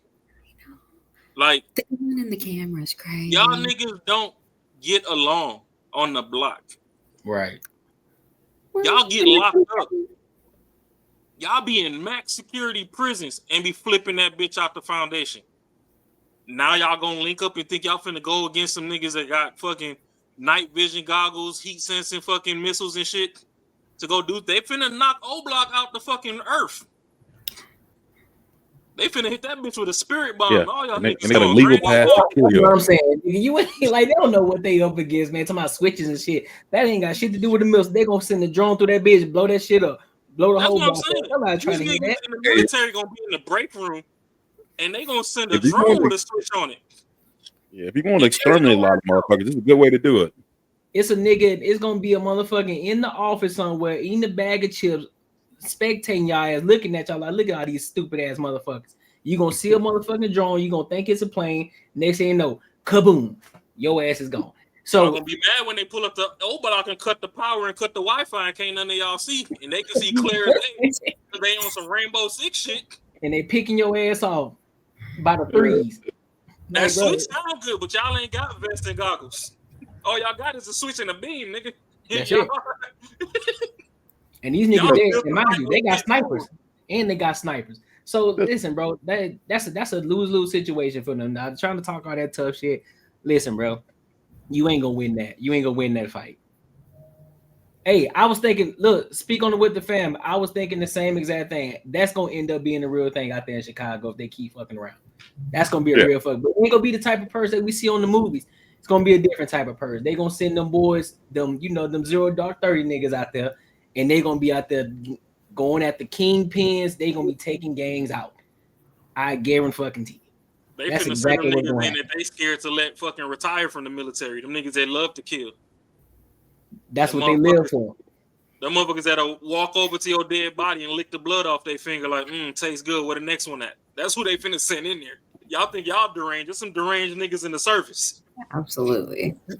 Bro, if they want to clean up the city, they doing it the right way. I mean, Jesus, you got a whole bunch of ignorant motherfuckers that come out to the National Guard who's licensed to kill your ass and think you can go against them motherfuckers. I mean, God, I mean that would be the perfect scenario. Hey, you know what? There's too much violence going on in Chicago. Let's do this. Let's tell these dumbass niggas we're coming out. They're gonna come out thinking they hard. They're gonna actually take us. Now we can legally take these motherfuckers out. Like, it's about the dumbest shit I've ever heard. Just picture this, bro. Just picture a crazy, deranged motherfucker, right? Who can fight, knows all sorts of fighting styles, don't want to use a gun. He want to kill you up close and personal. He want to see you struggle. He want to look you dead in your motherfucking eye and kill you. He wants you to beg for your fucking life. That's the type of Wolverine for that bitch. Listen, bro, like he itches to kill. These are the type of niggas that they will send out there to you.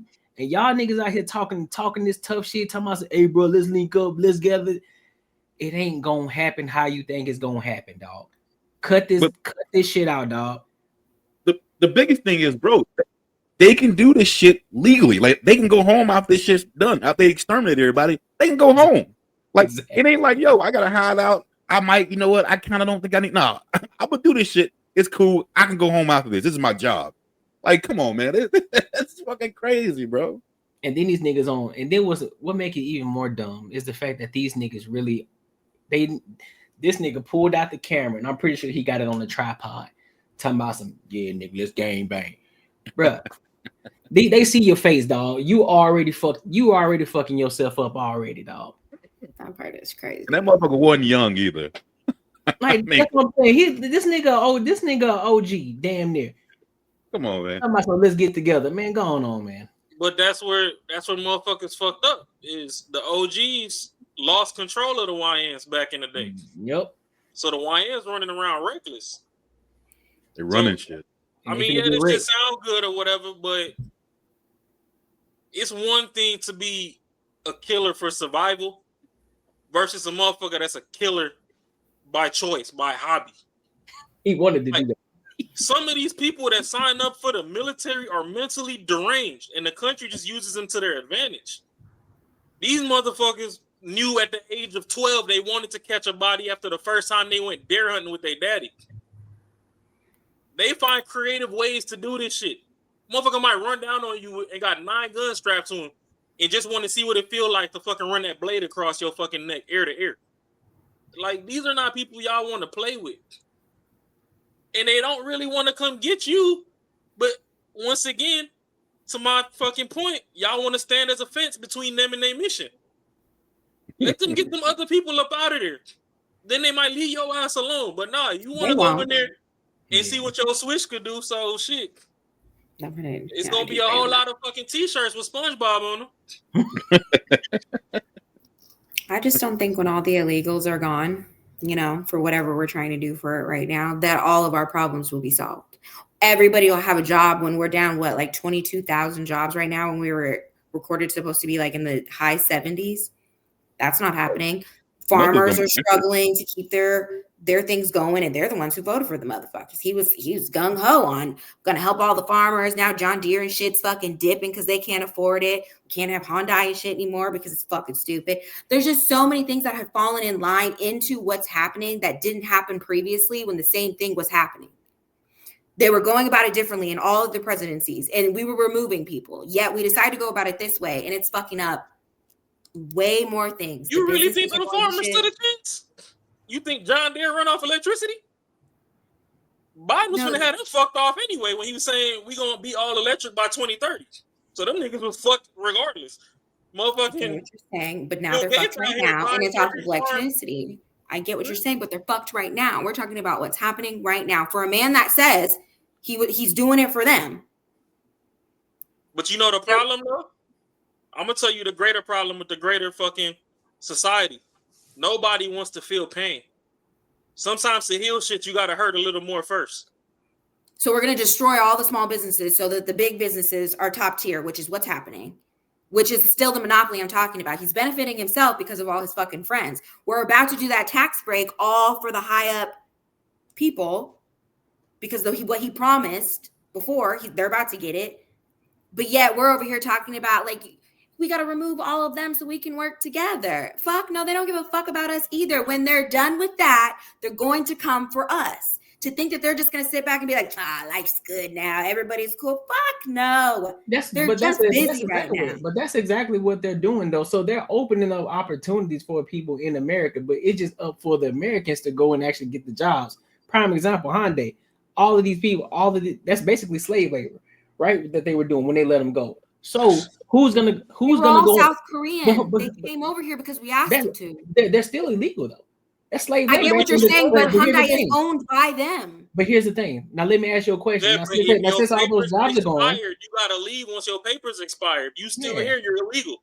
So They but took let the me ask you a whole question thing, though. though. That's what I'm saying. They're not Who even finna go coming apply? in just the ones that are illegal. But What's who's gonna happening go right apply now though? is Who's about to they're go apply for those taking, jobs now?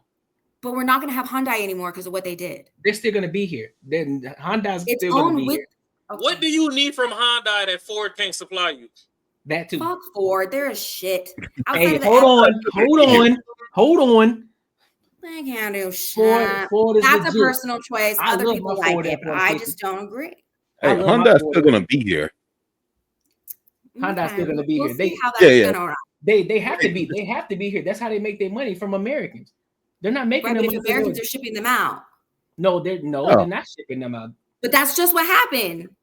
That's No, why the they're saying workers- they don't want to do business no, with the us workers, anymore. not the company, the workers. So The therefore, workers that opens are up- from South Korea too. But here's my point. Because all the jobs are now open, that opens the door for the Americans to start applying, to start working at Hyundai, which creates more jobs for American people. Owns That's the point. Hyundai is what It I'm don't trying matter. to No, he's not. They're shipping the workers. The company itself is not going anywhere. I think we're gonna They have to need see how it's this plays out. the workers. Korea, regardless of where it came from, the So workers, the Koreans, that company is gonna be here. So they're gonna be that opens the door for more people. So that's the we'll have to American see how it disconnect plays right out. now. None of Because y'all they're- understand They America said they don't first. want to do business with this anymore. Oh, they would. It's- No. They It's would be broke. incentivized for them to do They business do with business us. with us. Ashley, I mean, they would go out of business. It's incentivized for them to do business with us. How many dumb Americans buy Hyundais? Come on, like that'd be insane. There is no way on God's green earth that somebody gonna stand on not wanting to do business with America. I can It believe that. sounds good. They can say it out loud, but they ain't gonna stand on it. Nobody blows money the way we blow money. Just true. Because think about what Dodge did. The engine light came on.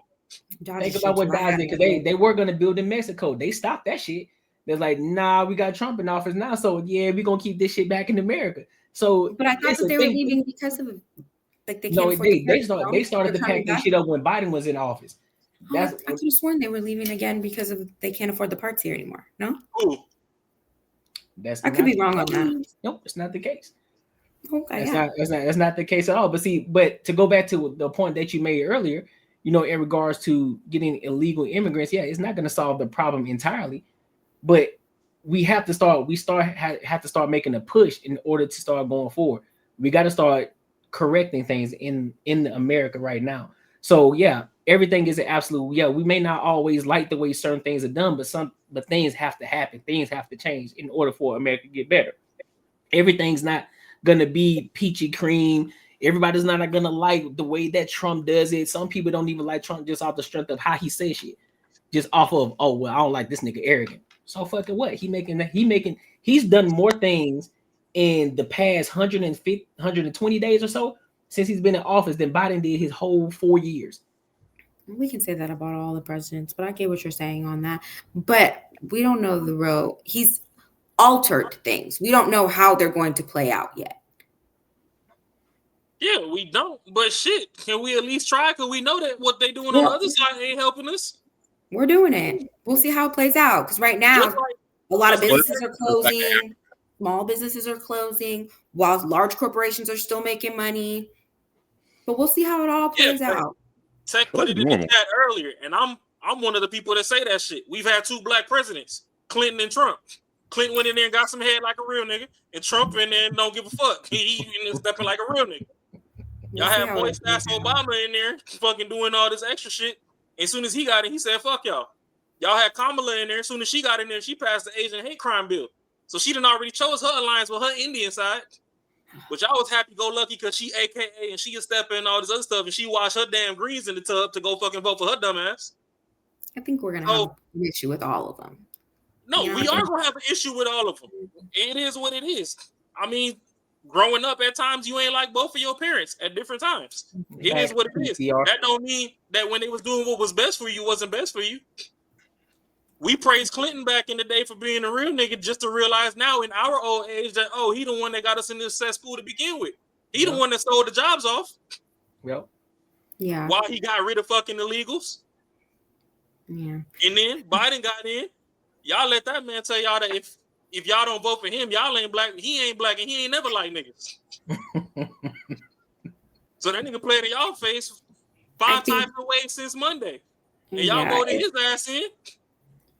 And then he brought everybody that tweeted that up. He brought all their grandsons right back in. It's not that we wanted them. It was just the lesser of the two evils. I don't think we've ever really had somebody that we've been like, yes, about. It's just which one. Evil. And it's a saying, you know, no, like. I get it, but who was evil? No one's evil. I was just in the saying, like, when you pick your president, you probably don't like both. You just pick the one that's probably not as fucked up on the shit that they want to do. That's what I mean. Maybe like, niggas need to stop picking altogether. Maybe niggas need to just boycott since y'all got y'all switches and shit, how about y'all stand in front of the ballot and don't let nobody drop a motherfucker off in this box until we figure it the fuck out? Well, that might happen. You know, you never know how the next 4 years are going to go. So because waiting for the National Guard to be fully armed and dropped off in that bitch, y'all ain't finna win. Yeah. If you gonna win, at least get the one up. Yeah, I like Trump, man. Listen, I like Trump. Trump. But motherfuckers don't like Trump because he wouldn't rent to their fucking daddies in the 80s when their daddy was out there slinging crack in the street and they have a credit score. What? But they don't talk. Huh? Say it again. Folks didn't like Trump. Okay. Because they said he wouldn't rent to their granddaddy back in the 80s. Okay. Knowing good and damn well that was the crack era and all them niggas was in fucking Pele's and all this other shit running the streets and they had no credit score to get in the building to begin with. Yeah. Y'all don't like him because he used his money as a tax write-off, which I don't like either, to sway the opinion of the general public to get 5 innocent kids locked up. That being the Central Park 5. But he wasn't the prosecutor on the case. Now, it was wrong for him to put some money to make it front page news, but he ain't the one that locked them up. But he can also get him out. Got 1,000,001 people in California that was telling you Kamala single-handedly locked me the fuck up, and y'all was finna go for that dumb bitch.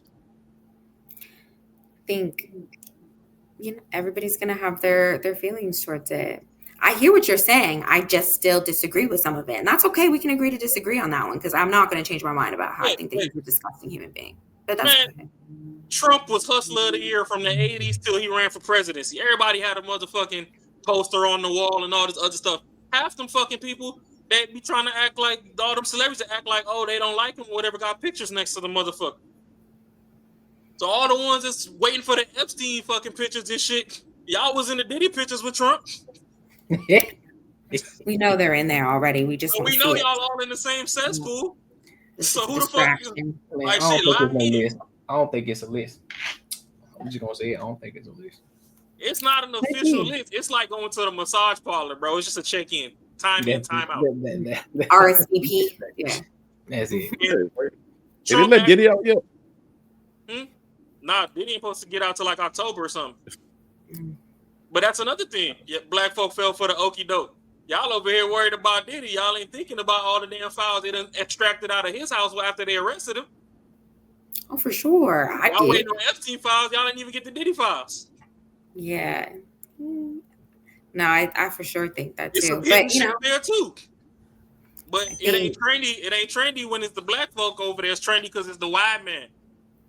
Y'all ain't the white man. Talk about the lady that Trump got up out there. That the black lady he got under his wing. That he got he put her through rehab and shit to get her off drugs and all that and saved her life. Y'all don't talk about none of the good that he do. Y'all ain't talk about when he fucking saved some of the HBCUs and shit and gave them money. I mean, now he turning back around and exactly. He fucking with exactly. Go ahead and say it. Turning around and taking it back. I'm not, because they don't agree with what he's saying. Look, my name unbiasedly raw. I'm not here to fucking choose one side and just be polarizing. I can understand that you're gonna get some good with the bad. Nobody's fucking perfect. But the thing is, everybody done made 1,000,001 dumb choices and they ain't fucking want to stand on that shit. But when it's this one person, just because you have a rapport with him from the 80s, because he was a public figure and richer than your daddy ever been in the streets, now all of a sudden he public enemy number one and he fucking damn Willie Lynch and all this extra shit. Like, no, he don't even give a fuck about y'all like that. When y'all gonna learn that it's a fucking class war? The whole time America beefing with America, China been buying up the world for fucking since the 90s. Absolutely. China But I damn mean- near own the entire continent of Africa right now. China damn near own Jamaica, where my fucking mom is from, and Kamala said that she's not from, but she was trying to lie. I do agree with what's happening in China, but they're also, yeah. I think all countries have issues, and we have ours right now. And I think when they're done playing the games that they're playing right now, then they're going to look at us, and we'll just see how it all plays out. Yeah, but China playing the real monopoly because they going around us and buying everything around, and then they gonna just they pull out game gonna be last on us. That makes so sense. what we We really spend a need lot to of money do on is wars, get and we motherfuckers could the be fuck doing out of here so we can fix our shit so we have a damn dog in the fight before it's too late. Good luck with Yeah, that. I still don't think China gonna be able to touch us though. I still don't. I mean, if we letting all these globals send their mercenaries over here to sneak in and we don't know who the fuck's here, and Ashley's like, oh hey, well No, I didn't say that you couldn't shut down the borders. I never said that. She said she liked the way they make their menudo from scratch from across the border, so keep them here. Like me and the elote man, we go hard. I don't give a fuck. That's my name. I don't care. Okay, that You is got my corn at name. Walmart. You don't need the elote, man. Fuck no, I don't go to Walmart. Fuck them too. Make your own man. You not go to work. Too good for Walmart. No, I just don't like it. Every time I pull into the parking lot, I'm already pissed. I hate how they Facts. like it's just the Facts. energy there. I'm Facts. just not. I won't do Facts. it. I'm with you on that. Yep. Y'all let them lie 100%. to us with the forbidden flu. Now they got rid of the 24 hours. Because Yeah, Walmart at midnight used to be popping. It was only like you and 7 people. It was Yeah. great going grocery shopping in crackhead hours. They took that away. Winco too, that pissed me off as well. But here we are. It's just the life we live, you know. Yeah. Well, hey man, I love the topics, man. Make sure we like, comment, subscribe for the algorithm. Oh, I got one more thing. Oh, he got one more thing. What's up? Trump the realest nigga I ever seen. Facts. That's a fact. He made a blood turn crip. He made YG bang blue for the Hey, that's hey, listen, bro. That's some gangster shit. How you bang blood your whole life and now you supposed to vote red and now you gonna vote blue because nah, stand on what that flag say, nigga. Nah, stand on business. Stand on business. Nah. All right, I'll quit joking. We on to the next one. So listen, let's go ahead and go over to this main topic of tonight, man. I'm not sure if everybody has heard about it. You know, everybody's they're trying to, I guess you could say they're in an uproar about it because it's not getting as much media time as it would if the situation was reversed. If it was a white man attacking a black woman. But in this instance, it was a black man attacking a white woman. So, have you guys heard about this situation? Yes, sir. The railroad situation. All right. So it's starting to get a lot of traction, you know, and Trump has something to say about it too. Speaking of our president. And so let's go ahead and lock in and see what he got to say about it, and then we'll give our thoughts. All right. Lunatic just got up and started. It's right on the tape. Not really watchable because it's so horrible, but just viciously stabbed. She's just sitting there. So they're evil people. We have to be able to handle that. If we don't handle that, we don't have a country. President Trump on that brutal killing in Charlotte, North Carolina, that is igniting outrage. Of course, that was just a short time ago from his remarks at the religious liberty event. The silence from the liberal media and Democrats is actually heartbreaking. Are you aware that their soft on crime policies are getting people killed? Now, I want to warn you as I narrate this, it's disturbing. We'll stop at the point right before the murder, but you'll know what's happening. Even the president described this. The shocking surveillance video shows a Ukrainian refugee brutally stabbed to death on a city train last month. There's no way she sees this coming. You see the people on the other side of the train are focused on their phones or looking away. He takes that moment and he kills her. It happened just before 10 p.m. on Friday, August 22nd. 23-year-old Irina Zarutsky got on that train, and minutes later, an alleged homeless ex-convict with more than a dozen arrests stabbed her, killed her. It happened so fast that other passengers really didn't notice until it was too late.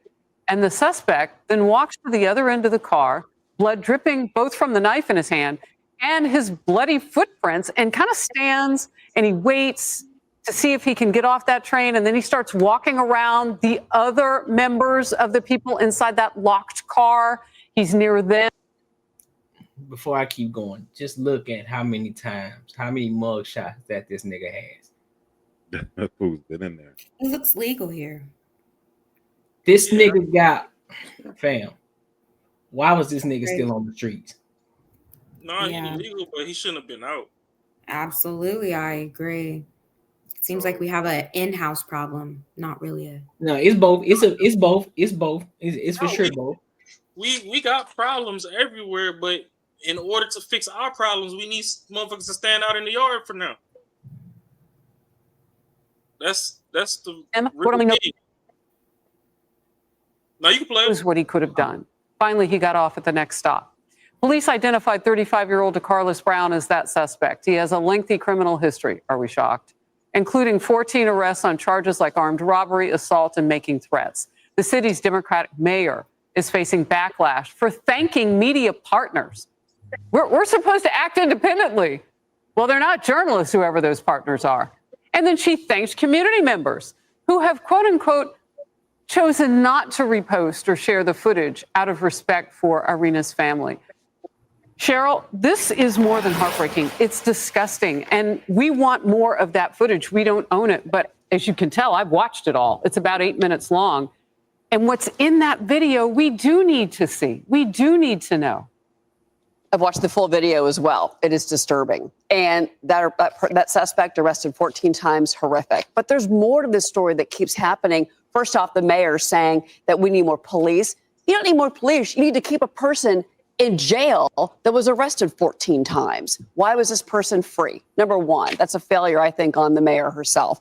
The other thing, too, is I found GoFundMes were actually created for the suspect to raise money for him. I beg your Get pardon. this on a couple of the pages. They've been pulled down, thank God. One of the fundraisers. While what happened was a tragedy, we mustn't lose sight of the fact that DeCarlos Brown Jr. was failed categorically by the judicial system and the mental health services. He's not entirely to blame. Another said, let's fight against the racism and bias against our people in the fundraiser for this suspect. Oh, no. Hold up. Give me a second. Let me go to this other part. That was a good time to pause it. So Ben Shapiro has also something to say about this situation as well. So give me a second. Let me go to it. All right, while you on your way over there, so I got a question. Shorty was Ukrainian. Did nobody think, like, if we was already in the middle of trying to diffuse Russia and Ukraine with their shit, what if Zelensky, even though we the ones that donated all the shit that he got anyway, what if he just was like, you know what, fuck it. I can't win with Russia. I can't win. They finna knock our shit off the map. You over there in America not giving us no more money, but you killing our people now, so we just want to wage war. Like, everybody worried about the ground level, black and white, whatever. Like, this shit could uproot countries right now. The way it played out. I mean, I'm not trying to say perfectly, but it's kind of a perfect storm that this happened to be a Ukrainian girl while we're trying to diffuse Russia versus Ukraine. And I don't know, shit just be big, and I don't know, shit be weird to me sometimes when you really look at it. I do agree. Jesse, I think it's perfectly obvious why the media deep sixes this particular story. And the answer is perfectly obvious when you look at the races of the people involved. If this had been a black victim and a white perpetrator, then it would have led the news nightly for months on end. You would have had riots in the streets. If it's the reverse situation, the media will completely ignore it because it doesn't match up with their preferred narrative of a white supremacist country that is cracking down on black people, even though statistically speaking, obviously, the vast majority of crime is intra-racial, meaning white on white or black on black. Black on white crime on a per capita basis is significantly higher than white on black crime. That does not match up with the media narrative about white supremacy in the United States. Do you also feel like they're sensitive to being called racist by their friends, family, and colleagues for highlighting black crime? There's no question about that. In the echo chamber that the legacy media live in, if you even mention black on white crime, then you are immediately seen as racially discriminatory in some way, because the basic idea on the left is that white against black is really the story of America, as opposed to blacks committing crimes against white people. To even mention that is to undermine the entire narrative of the 1619 Project, for example. by re-releasing these people out into society after 11, 12, 14 prior arrests, isn't there something about self-preservation? The judges and the DAs alone, why would they do that? Why would they turn these people loose over and over again? It's ideologically horrific. You know, I have a book called Lions and Scavengers about the mentality that suggests that if somebody is acting badly, they must be a victim. And that is the mentality that undergirds all of this. When you hear the mayor say that you can't incarcerate your way to safety, that is precisely wrong. You absolutely 100% can incarcerate your way to safety. We do not have an under-incarceration problem in America. We have an under-incarceration problem. We need these people locked up for longer periods of time. This particular person should have been involuntarily committed for mental illness. He had violent schizophrenia, or he should have been in prison, unfortunately. My thing is this: they need to have harsher. They need to be a little bit harsher in the prison system. They need to be harsher in the prison system because it's almost like a vacation when you go to prison now. Not saying that I've been before, but just saying you see niggas in there going. I've seen niggas on live streams on TikTok on their phone in prison. Fam, so true. I follow the hashtag TikTok jail or whatever it is. Mm-hmm. Like, bro, what the fuck is going on? They need to be a little bit harsh. They need to do what they do over there doing in Venezuela. That's exactly what they need to be doing. They need to have their ass locked up 24/7. They need to have their ass chained up, pinned up, nigga, head down the entire time. Nigga, don't look up. I guarantee you a lot of them motherfuckers today won't be acting crazy. I guarantee it. Yeah, It make no fucking sense. 14, bro. This thing got a long list, a record that's long as a motherfucker, and this nigga still on the streets. Nah, G, nah, fuck that. Aren't we over like 300 mass shootings this year for schools and stuff like that? So I mean, we're not surprised. We don't take mental illness serious here, and it sounds like he's schizophrenic, and we don't take it serious. So it's like serious would be lock his ass up. Yeah, put him in a place that would help him. Absolutely. I agree. That's what I'm saying. Like, he shouldn't have been out. But yeah, like, we don't take it serious here. We're not going to change any laws about it. We don't take mental health serious. We're going to keep having mass shootings. We're going to keep having stuff like this. Certain people, I do not agree. Like, we're always saying about how, like, you can accidentally, your brakes go out or whatever, you get T-boned and now you're in jail for 25 years. Those people I don't think deserve it. And then other people like this, we see they're out and they're just free. So it's just, we have a lot of you got other people saying like if they're like he was just saying like they're the victim because they have a mental illness, and then it's like, all right, well, we don't want to be harsh against this person because it's not really in their mind their fault. Then they go do some dumb shit like this. Should be automatic. Should be like, yo, like no. I mean, you're gonna get the help you need, but you still did something. Whatever he was doing before, I'm pretty sure validated him being in prison at the time he killed this girl. So. Yeah, these just because maybe because the prisons are getting full and they just picking the less of the evil. But no, I mean they need to build more prisons or something. I don't know. But the thing that like we started off on this is that if it was switched around, that it would be more attention and it'd be like riots and stuff like that. I mean, I got a different spin on it that I think it is. It's more. I know a lot of white people are enraged about it because it's not getting enough like attention. I feel what it is white people are being protected. They're being because our people, we let this shit out. And I think we're all here, we're level-minded people.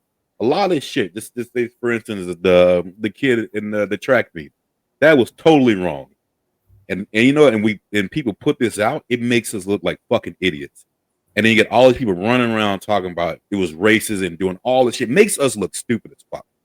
So if they did this shit reverse and just plan it, you can get all the fucking white people come out the woodworks doing all kinds of wild shit. You know what I'm saying? Then they're gonna show their real faces. The shit gonna real get loose. And I think they're trying to hide that shit. Say, hey, let's let these dumb niggas keep doing this shit. Let's not put a barrier in the white people's back and let them fucking show some crazy shit.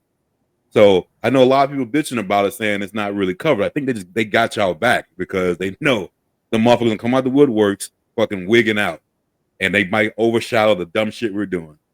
So You know, I don't know, If you man. want to see all the if you want to see them all with the hoods off, just go on Twitter. I was on the Twitter thread. I was shaking my head. I'm like, ain't no way y'all got accounts on this motherfucker. Some of the stuff these people were saying. And it's like, you know, on one hand, I kind of get what people say with the whole mental health thing, but on the other hand, I don't, because y'all don't want to whoop people's asses when they kids. So what the fuck you expect them to grow up to be? Y'all don't nip the shit in the bud when it's nippable. Mental health, you can't nip in the bud. We just need to have a better system around that. And I think like when we build that, then you can't. I'm not even gonna argue and talk about. Let me go to my mom and tell her I got some mental health. See if she don't whoop me from Sunday to Saturday. That's the problem in the Black community, is that we also don't take it seriously. Because it ain't no damn mental fucking health for the majority. Do not. Nah, I'll be honest with you. Ashley. I hear a lot of people, and it tends to be in the Black community too, where a lot of these people, they use this mental health thing, like I got issues, I got ADHD, or I got dyslexia. This is why I can't do X, Y, and Z. I'm like, I ain't trying to hear none of that shit that you talking about. Listen, bro, that's just an excuse that you just using it as a crutch to not do what you need to be doing out here in this world. So that's what I think. That's what, because their mama probably told them that shit, and so they just ran with the shit just because they mama them told, like, yeah, I got it because my mama said I was this, that, and the third. Nah, nigga, your ass just bad. You weren't paying attention in school. It wasn't because you had ADHD or you had dyslexia. Your ass just wasn't paying the fucking attention in fucking class because you just didn't give a fuck. That's what it was. So those aren't the ones we're really talking about with mental illness. They said that he had violent schizophrenia. Those are the people that need to be in. Because he ain't got no fucking whooping. He ain't get his ass beat. You cannot beat schizophrenia out of you. You want to bet? He's fucking for real right now. Don't piss me off, guys. This is what I mean about we don't take mental illness seriously. Because I'm not talking about ADHD and dyslexia. There's medication for that. There's also medication to Africa right now. I gotta agree. I gotta agree with Ashley on this one. I gotta agree with her. You can't beat schizo out of someone, but you gotta take care of it though. Yeah, and you don't have enough places to take care of it. Like, don't perpetuate that bullshit. Where you talk about how we need to make the community better, and yet you perpetuate the bullshit sometimes. And I also advocate that these little motherfuckers need ass whoopings. Ass whoopings aren't gonna. Whatever. I'm not even. But it could be. But I'm gonna say this. I believe more that I like. Actually, on your side, people with mental illness, they need to get help. You can't beat the shit out of them. But what I'm gonna say is that I think most people who commit those crimes say they got mental illness. They say that shit, and they really don't. No. And I think that's the fucking problem right there. Said somebody had mental illness, they was retarded. No, if you a fucking upstanding citizen of society and you go get you a motherfucking drink and fucking some chips from the store, you ain't got no damn mental health issues. Your family failed you, and everybody else up on the way never got your ass in check. I went to school overseas.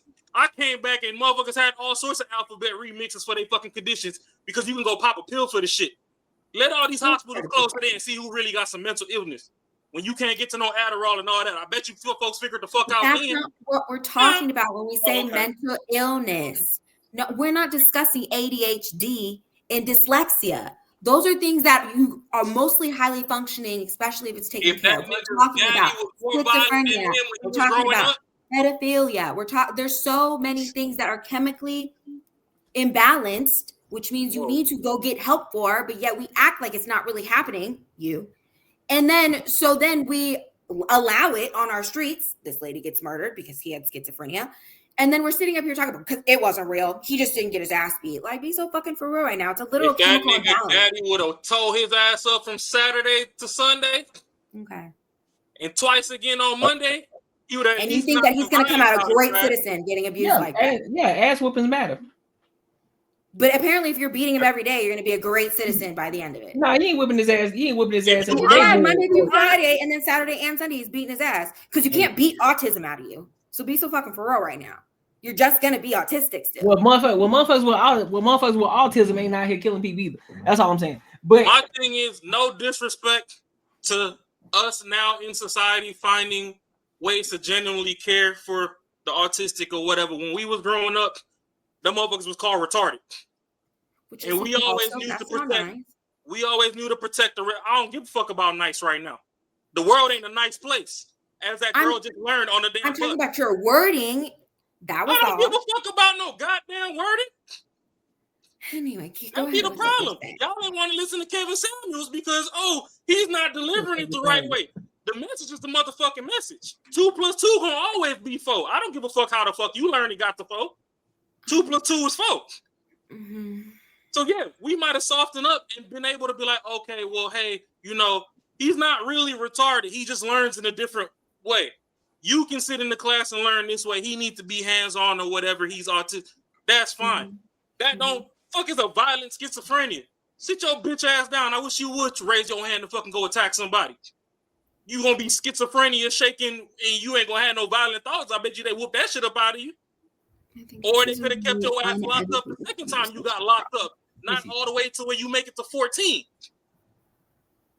Can't keep giving excuses to all these bitch ass motherfuckers running around here doing dumb shit. It's not about giving an excuse if we had a place for them to go to actually care about their mental health. You're over here just talking about beating them like that shit's gonna fix it. You can beat someone black and blue. It doesn't matter if it's chemically balanced. He's getting free noodles and graham crackers, and they let him out 13 times.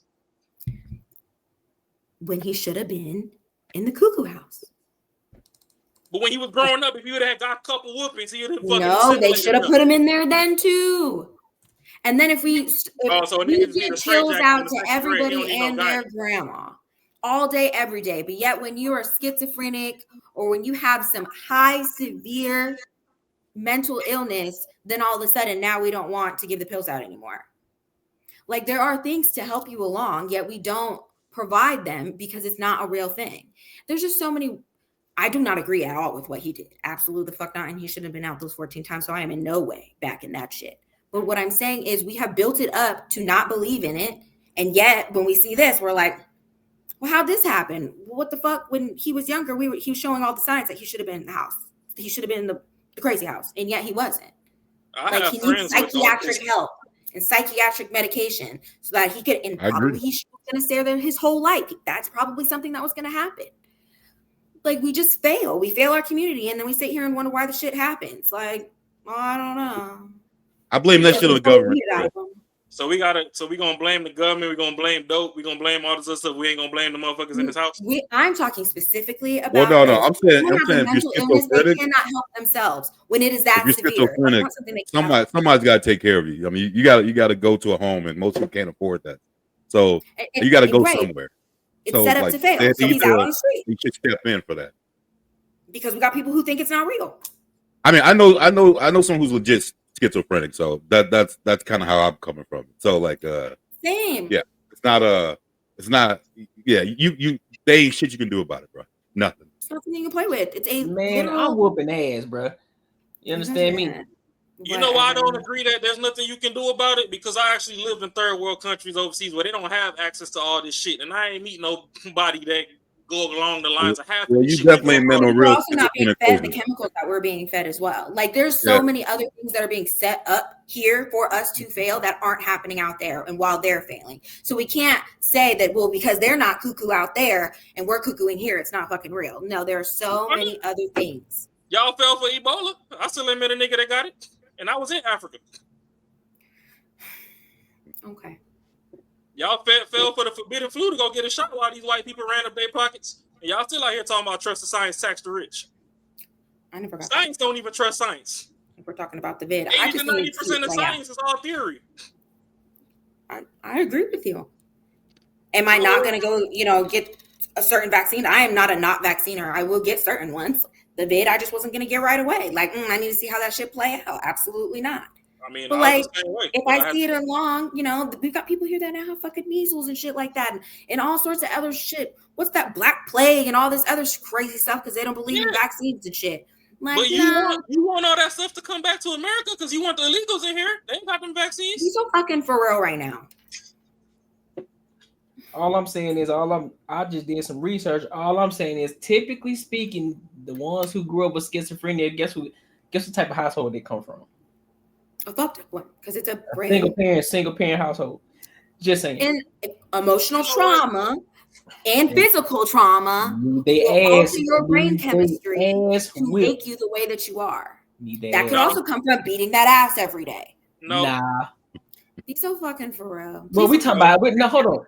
Please Let me don't Let me clear it. When I say beating ass, I'm not talking about with hangers and beating across the head and shit. We talking about belt to ass. That's it. We No, that's still abuse. In real life, no, that's not real life. Yeah, it is, and I can say that for a fact. It's on only, my end, that's a it's personal only thing. abuse. It's only abuse if they just beating your ass for no reason.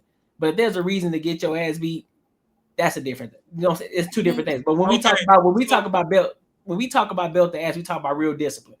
We talking about, listen, I'm finna spank your ass because I've told you 1 or 2 times to stop doing this, but you decided not to do it, so therefore you get this whooping in return. I'm not gonna beat your ass just because I told you to be quiet once or twice. Well, wait, people do. Like, and that's not how we gonna say belt to ass is abuse, but knife to neck ain't. Yeah, that's a motherfucking Glock with a ladder on the switch in the middle of Chicago, in the middle of the fucking white people shopping district ain't. Come on, man, let's be for real. If we say that most people that commit crimes don't know how to read, and if reading is fundamental, sorry, I'm over here tripping on my words. If reading is fundamental, most people don't know how to read. Why isn't their parents taking an extra 15, 20 minutes a day out their day to help their kid get up to speed and read? Fully agree. Okay, so absolutely. At the end of the day, but what point are you making with that? Even if you talking about the damn whooping is abuse, and don't get me wrong, I do agree with you that in certain aspects the country is kind of set up to where, you know, shit just sucks. Because even with a 2-parent household, depending on the kind of lifestyle those parents want to live, which sometimes is selfish, they're both at work. So if they're at work all the time, there's still nobody pouring into the kids. Because single parent, 2-parent, whatever, you still need to find time to pour into them kids. Absolutely. But you also need to find time to correct. The reason I'm talking about ass whoopings is because I grew up Christian. My grandfather was a bishop. So I know it says there, spare the rod, spoil the child. Now, a lot of people been sparing that rod, and now their kids in the streets with that rod, laying down hand, cold hard business in the streets. So if a motherfucker caught some ass whoopings at home, I'm not saying you're going to catch everything, but you can alleviate 60 to 70% of this shit from the crib. So now, this dude, will he still been violent, schizophrenic, whatever? Yeah. You can't beat that out. Who knows? But I know chemical imbalances cannot, like, I just, you know, we're gonna have to agree to disagree on it, because the fact that you think that a chemical imbalance can be beaten out of you is blowing my mind. And that's what we're talking about, 2 separate things too. I'm not saying that when we're just, you know, like, you're regular, like just a normal person or whatever, and you're getting handled with your parents, whatever y'all want to do. I personally don't agree with it, but that's y'all's thing. I'm talking about mentally unstable people. That's who I was talking about beating is not going to fix the issue. The other hand, sure, I get it. Like, you're talking about the YNs and shit like that, and the kids out here doing dumbass shit and licking toilets and licking ice creams out the fucking freezer. Absolutely, there's some shit needs to be handled. Those are different. At a young age. That's different. Timmy didn't learn 1, 2, 3, 4, 5. You got to go a different route. I get it. I mean, I could be. We haven't heard this dude talk, but I'm gonna say he's got the tattoos. He doesn't look like someone who had a real mental illness. You know what I mean? Like, I'm gonna just judge it off that. But he could. I don't know. But like a schizophrenic, usually, you know, you can tell them they talk to themselves. They're crazy, like crazy. And like I said, you can't beat the shit. You can't beat that up. You can't even talk to them, like, really. And they don't even comprehend shit. And the things I can tell it's real, because when you know someone who's going through like that shit, and then they do get on medication and they're a totally different person, that's how you can tell that shit. It is real. It's not. They ain't faking it. They're not faking that shit. So, but again, with this, I don't think a lot of people are schizophrenic. I don't think that's a lot of people. A lot of people who claiming this shit. Yeah, a lot of people claiming this shit. A lot of people were saying all this other stuff just to commit a crime. I think it's more people actually doing the shit because they just think they can get, like, that's just a plea. That's just whatever it is. They did some fucked up shit. That's what they're gonna go to. I don't necessarily think the majority. Maybe you get, like, I mean, I think it's a rare thing that someone with a real mental illness would do something like that. 1 in 14 people suffer from schizophrenia. 1 in 14 people suffer from it. Because it also happens that's to what I thought. certain drugs. Like Yeah. sometimes you don't have to be born with Yeah, it. but Like even in that 1 in 14, you still have a smaller percentage that actually create, so who actually, commit a crime. So Super again, agree. what's the difference between the person who didn't commit the crime versus the one who did? That'd be the question to ask. Like, okay, so what happened for this one who decided to commit all the crimes versus the one who did it? So that's the question you got to ask. Now it could be now mind you, actually, it could be the fact that they did get mental, they did get help, they did go to the doctors, they did get diagnosed properly, right? But then again, on the other side of that, could have been built to ass. So we don't. But again, I get it. There's not one solution for everything. I understand that. Nothing is absolute. We understand that. But as Ross said, a lot of times belt to ass can solve a lot of issues. When you don't have mental illness, agreed. No, even when you got mental, yes, okay, yes, I'll give you that one, specific one. But 9 times out of 10, belt to ass can solve a lot of issues, can solve a lot of problems, and of course, not beating your ass just because you a fucking kid, just because, right? We're talking about real fucking discipline. Talking to you, sitting down, telling you why I whooped your ass, and letting you know don't do it again, and giving you chances. Like, look, I'm gonna give you enough rope to hang yourself. Once you hang yourself, that's your ass. Yeah. I mean, I could tell y'all haven't really been around someone who with a mental illness before. Thank you. See that, and that's where you're wrong. But see, that's where you're wrong. You can tell. Can't be, because you wouldn't talk like the way that you're I've talking. been around people with mental illnesses, but I mean, I'm not saying someone would just saying I'm fucking crazy. They still I mean, got or just all off the. That's how I know you're wrong. Remember, I'm the military over here. So I've been around people with PTSD. I've been around people who got mental issues. Yeah, because they saw something. They saw something. I'm talking about PTSD is created. Again, no. Traumatic experience. Again, that's not always the case. That's my point. That's not always the case. For post-traumatic stress disorder? It's not always the case. I'm telling y'all. That's not always it. Born with PTSD. I think I get what you're saying. What I'm saying is it's not just because I'm in the military, that doesn't mean that the only people that I've witnessed is just people with PTSD. There are other people with conditions in the military as well. So I've been around that too. There's some crazy motherfuckers in the military, right? So I'm gonna tell you, someone couldn't get in the military. I've been around it. I've seen it. My feet been in grass. You know what I'm saying? I've been out here these streets, so I've been around it. I'm not. My parents didn't shelter me, so I've seen it. So I understand it. Why do you feel then that if they just got more whoopings, that they wouldn't be the way that they are? Specific people, why do I feel that way? Yeah, that have actual mental illness. I'm not talking about ADHD. Because I've seen both sides. Real shit. Because I've seen both sides of it. I was able to see both sides of it. I know people, and I've seen both sides of it. I've seen people with schizophrenia before. I done seen them get whooped up out of people. And they act right. I've met their parents before. They act right. You know what I'm saying? They ain't out here committing crimes. They are law-abiding citizens. And then on the other side, we see situations like this where they say they are schizophrenic and they just fucking demons. I get it. Nothing is absolute. But again, out of that 1 in 14 people, there's always, again, the 1 in 14, that's still a small percentage. So therefore, on one side, there's a lot of people committing it. But then on the other side, there's a lot of people who aren't committing it. So what's the difference? Yeah. Exactly. So that's the point. So nobody's wrong in this. Nobody's wrong here. You're not wrong. Me or Raw ain't wrong. Marcus, you ain't wrong. So, but the point is, when you look at the numbers in itself, I mean, sometimes, belt the ass can solve a lot of issues in itself. That's the point. That's the point that we making. Belt the ass can solve a lot of issues because a lot of motherfuckers are soft today, and a lot of reasons that a lot of people are soft today, and they use a lot of mental illnesses and not schizophrenia. We get that part, but a lot of reasons that that's the case is because nobody got their ass whooped. And that's why you got a lot of soft people. That's why you got a lot of soft motherfuckers talking today, talking about how they depressed. Like, motherfucker, you ain't depressed. That ain't the fucking thing. No. I was there with you, and then you just had to. Okay. It ain't a motherfucking thing.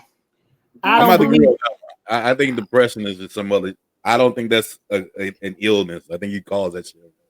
You do from stressful things that have happened in your life. People's bodies are different, how they balance out how their stressors or how the traumatic situations have happened to them. We can't all base it off of how we feel as how we would have reacted to that. And so I think that we miss that sometimes of like, oh, that's nothing. Like I've seen worse and I'm fine. Like I've had several insane things happen to me. And so I've been through stages of things. And so I understand as a personal thing and as a person who is just empathetic to understand other people's situations.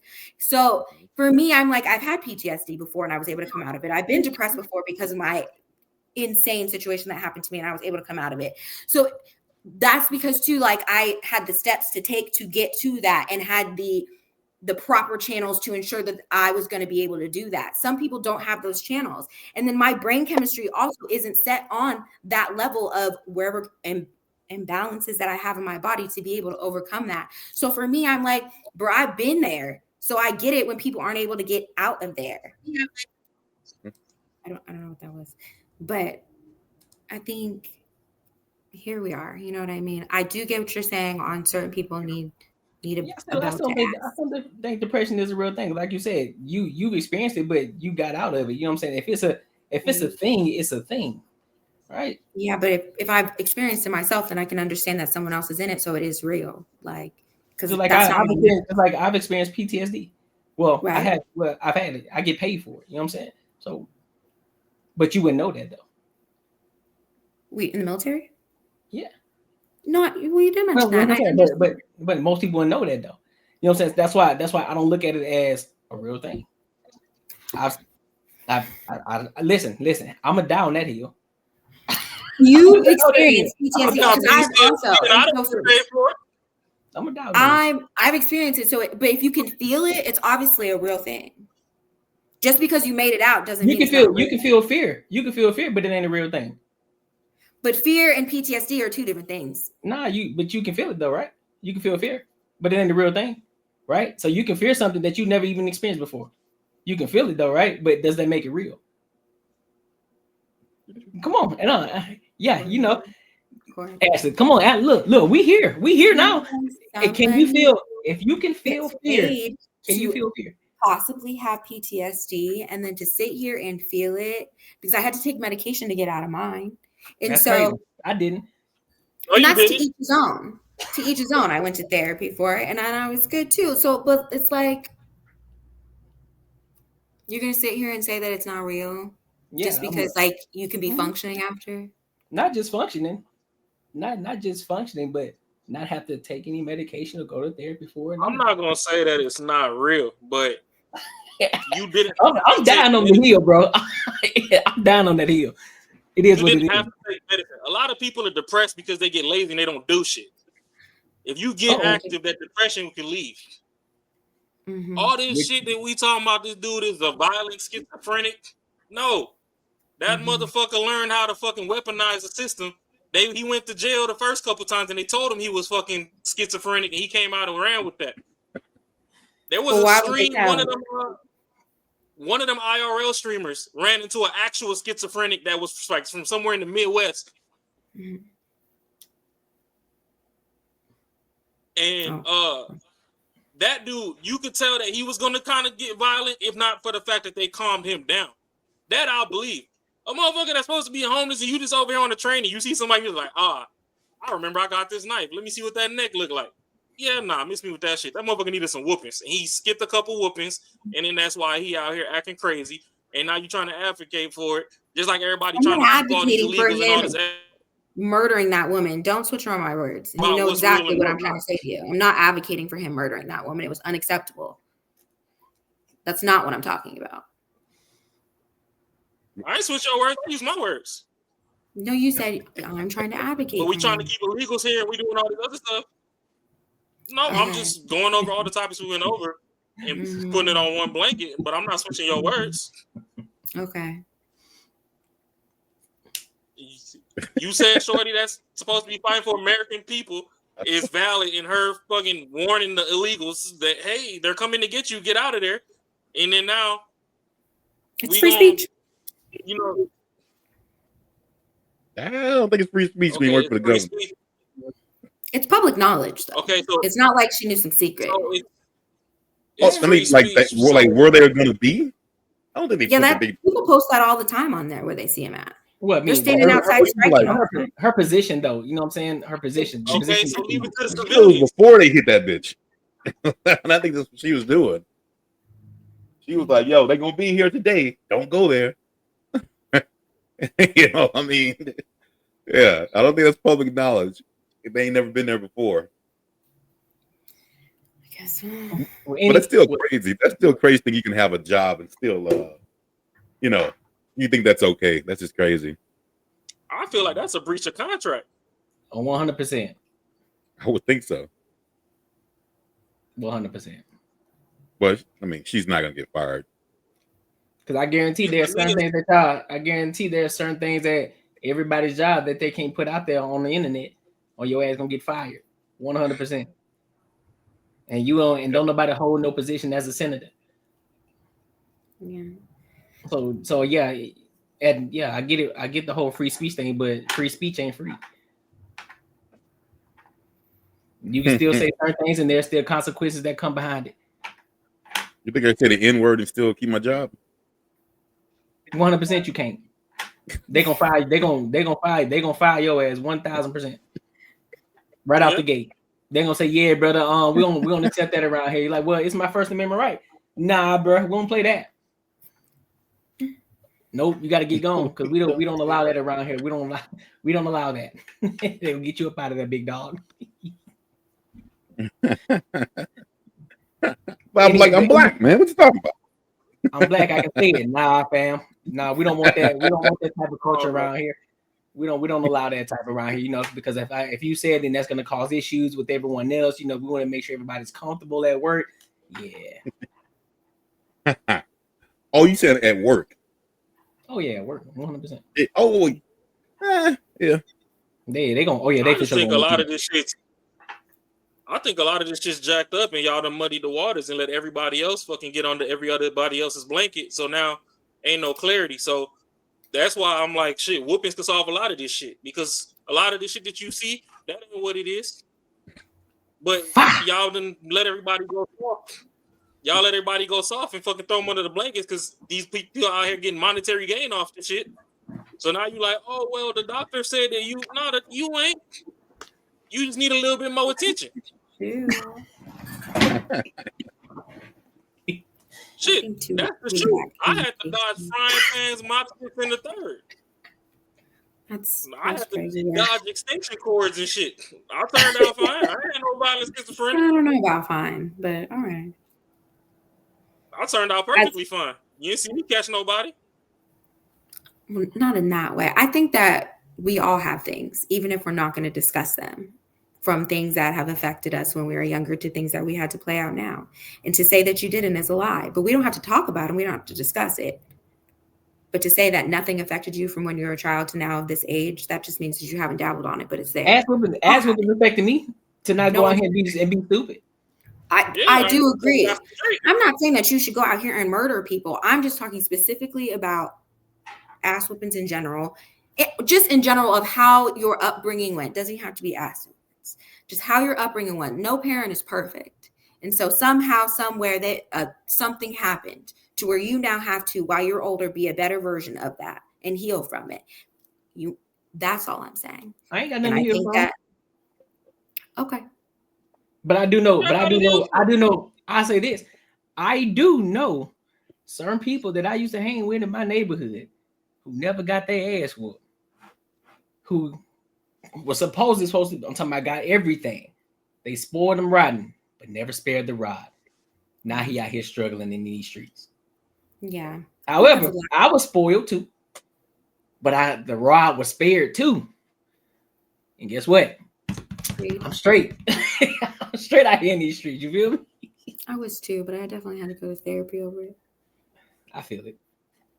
You had to go to therapy over a whooping? You was in California, right? You born and raised in California. I get it. Y'all soft over there. But yeah, I had all the things on paper. 2-parent home, military, money, spoiled, all the things. It looked good on paper, but behind closed doors, definitely had to go to therapy. Nah, fam. No, exactly. That's why I'm just like, okay, we can sit here and lie. No, we All right. don't. No, we Sure. don't. We don't claim that. We don't claim that Because we don't believe in mental illness or mental health. Because it ain't none. Ain't no Right. mental illness. If Or it ain't, health. if it ain't affecting, if it ain't Not a real affecting your thing. well-being, if it's not affecting your well-being and for you to progress and get better in life, then you straight. It's supposed to help your well-being and progress to help you get better in life. Because that's exactly why what therapy I is need. for. Nah, you don't need therapy. Okay. Yes, You don't need. Everybody If you does. feel you need, if you feel you need to go and pay somebody to talk to them, so where you can express everything that you can talk to yourself about in the mirror. You can look yourself in the mirror and say, you know what? Hey, Ashley, I'm feeling this way. Hey, why are you feeling this way, Ashley? Well, it's because I'm feeling this way. But why? Because I'm doing this, that, or third. Why? All they do is ask you why. So you continue to No, ask they yourself why. don't. They do You way more than you dive ask deeper and why. deeper. How would you know you've never been? So what? How would you know you've never been? How you gonna tell? All they do is ask you why. You've never been. I know self-therapy. Oh, so you just ask yourself why. Exactly. Okay. Well, Exactly. that's I consult this person right here and that person right there. I consult them two people. We good. We straight. We good. So you didn't want to do push-ups and stuff, so that's why you and we needed do therapy? and we work out. So I mean, hey, we straight. I think working out is very healthy. Yeah, exactly. So you know what I'm saying? We good. That's why we walk around with big smiles all day. I love that for you. Don't you do that. Don't you do that. I'm still trying to Don't figure out what was so bad. don't you do it. Tasma, I love that for you. Stand on Don't you do it. Don't you do it. Mm-hmm. Man, any final thoughts, man, so we can move on to the next topic and get away from politics. Cause y'all good. You said it's something that you don't do because your parents did it to you as trauma. It's something that you don't do because your parent did it. Yeah, I ain't gonna lie to you, big dog. Well, I mean, hold up. Let me ponder on that for a second. It's something that you don't do because your parents did it to you is trauma. Maybe they Can you expound on that? So I guess a situation is certain things that the way that you were raised and the way that you were disciplined, it could cause some sort of trauma in the way that you react to certain things in life. So I mean that could be. My gosh! So I would say this. So I would say this. Can trauma be seen as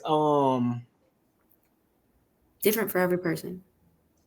I'm trying to think of a better word. You know what I'm saying? Because it can also be a good thing, so to speak.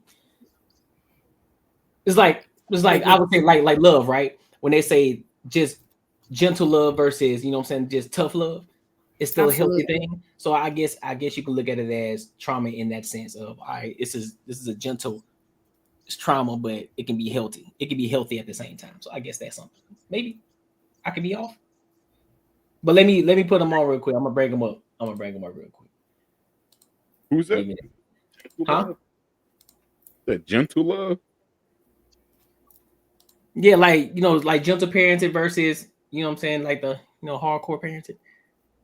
I think every child is different, and you just have to figure out what works for yours, you know. Ass whoopings. Yeah. Well, yeah. You ain't gonna give them. You ain't gonna give a kid that's good at ass whooping. So yeah, they definitely they showing out. They need to get one. Yeah, some of them I do think, you know, they definitely should have been parented different. That's for sure. Yeah. Feel that. I did that. But until I sent the link to you. But so in the meantime, whenever he decided to pop up, you know what I'm saying, I'm gonna go ahead and I'm gonna push it and I'm gonna push it forward. And we're gonna go to the next topic real quick. So we're gonna go to Russell Wilson and Sierra. So there was a video on the Pivot where they were talking about what Channing I can't even think of his name. Was it Channing? Channing. I can't think of his last name. But Channing mentioned some shit about how Russell is a lame because of him dating Sierra. You know, also Charlamagne and God, when Sierra was on the Breakfast Club as well. Charlamagne and God, you know, he be throwing salt from time to time. He messy for real. Charlamagne messy. So kind of threw Channing under the bus a little bit, and so we want to see what Channing has to say about it. All right, so let's go ahead and get into it. Hold up, what's going on? Oh, okay, I see what happened. We good. We're here. Sierra was on the Breakfast Club. When you hear people say Russell Wilson is corny, what's your honest reaction? Oh my gosh, that I don't have to even reply to that. Charlemagne being petty. Charlemagne was being messy. Yeah. And even when she was answering the question, she was like who? Who's the man saying it? What Channing Crowder said in He said Channing Crowder. He should have. Because I saw it. I did, and I saw answer. And then she want to go back to, but he's a loving person and a great husband. I didn't say he's not a great husband. It's amazing what he's doing with Lil Future. Like, the dude is a good human. He is lame still. I don't know if anybody doesn't understand. They're not running me off of this point. Lame is an opinion. She even said it. So who's saying? Because that's their opinion. Yeah.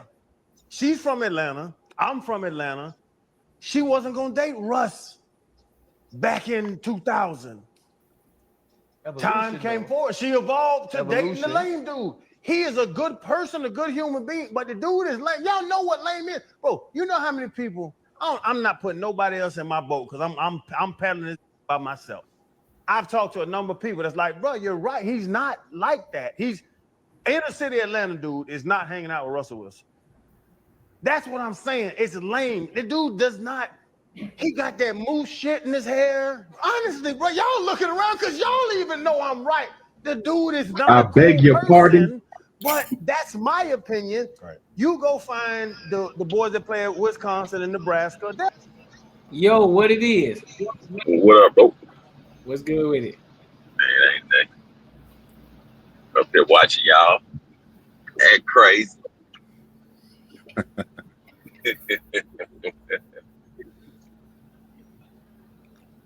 So what's your thoughts, bro? All right, so at the end of the day, right, what I'm saying is we say that, oh yeah, ass whooping cure everything, and you know, you can whoop this up out of people and all that shit, and we don't have trauma and we don't have this, bro. At the end of the day, every motherfucking person on this earth has some type of trauma. I don't give a fuck if it's from something that you did as a kid or if it's something that you encounter as an adult. But in some shape, way or form, it has an effect on you. Now, is it making you go out and kill and steal and do fucked up shit? No. But the definition of trauma is something that affects you, that you've encountered, and it alters your state. So therefore, at the end of the day, as a kid, there's something that your parents did to you that you say, man, I'd never do that shit to my motherfucking child. Man, ain't no way I'd do that shit to my kid. Guess what? That's trauma. So y'all looking at it as, oh shit, you going out here, you killing motherfucking nigga. You ain't motherfucking sick. That ain't trauma. No, we're not talking about that. You looking at it from one side. Let's open this. You got to be opening the realm and the scope of the shit. Trauma is affected like just like a rape victim. She's traumatized by that shit. So at the end of the day, by the time she even decides to get in another relationship, how hard do you think it's gonna be for her to let the person that she with actually touch her in a sexual way? It's not about motherfucking just going out killing and motherfucking doing wrong. Trauma affects people in every aspect across the board. That's what I meant by I'm saying, as a child, you went through something from your parents that you won't do to your kids to this day. I know I don't even touch my girls. Why? Because it was one time my mama backhanded the shit out of me, and I was like, God damn, what the shit? So from that moment forward, I said, man, I never hit my motherfucking kids. Fuck that. Now, but did you earn that end of the day? Exactly. But it was simply because I said I didn't know something that had happened. So women are the worst at disciplining kids, though. I gotta tell you, sorry. Exactly, we were. But what I'm saying is, at the end of the day, you learn how to parent differently. That's what I did. I learned how to parent different because at the end of the day, if you really look at it, we sit up here saying whoop ass, whoop ass, whoop ass. But at the end of the day, guess what you learned whooping ass came from? Slavery. Because that's how they made the slaves get in fucking line, by taking lashes. And what is a whooping? Taking lashes. So at the end of the day, bro, like it's more than just killing and molesting and all of that shit. It's more to trauma than just that. Trauma is a wide variety of different things. But hey, y'all keep doing what y'all doing, man. I love y'all show. All right, baby. Yeah. I appreciate you, big dog. For sure. Just for reference, that's my older brother, man. So oh, that's nice. Yeah.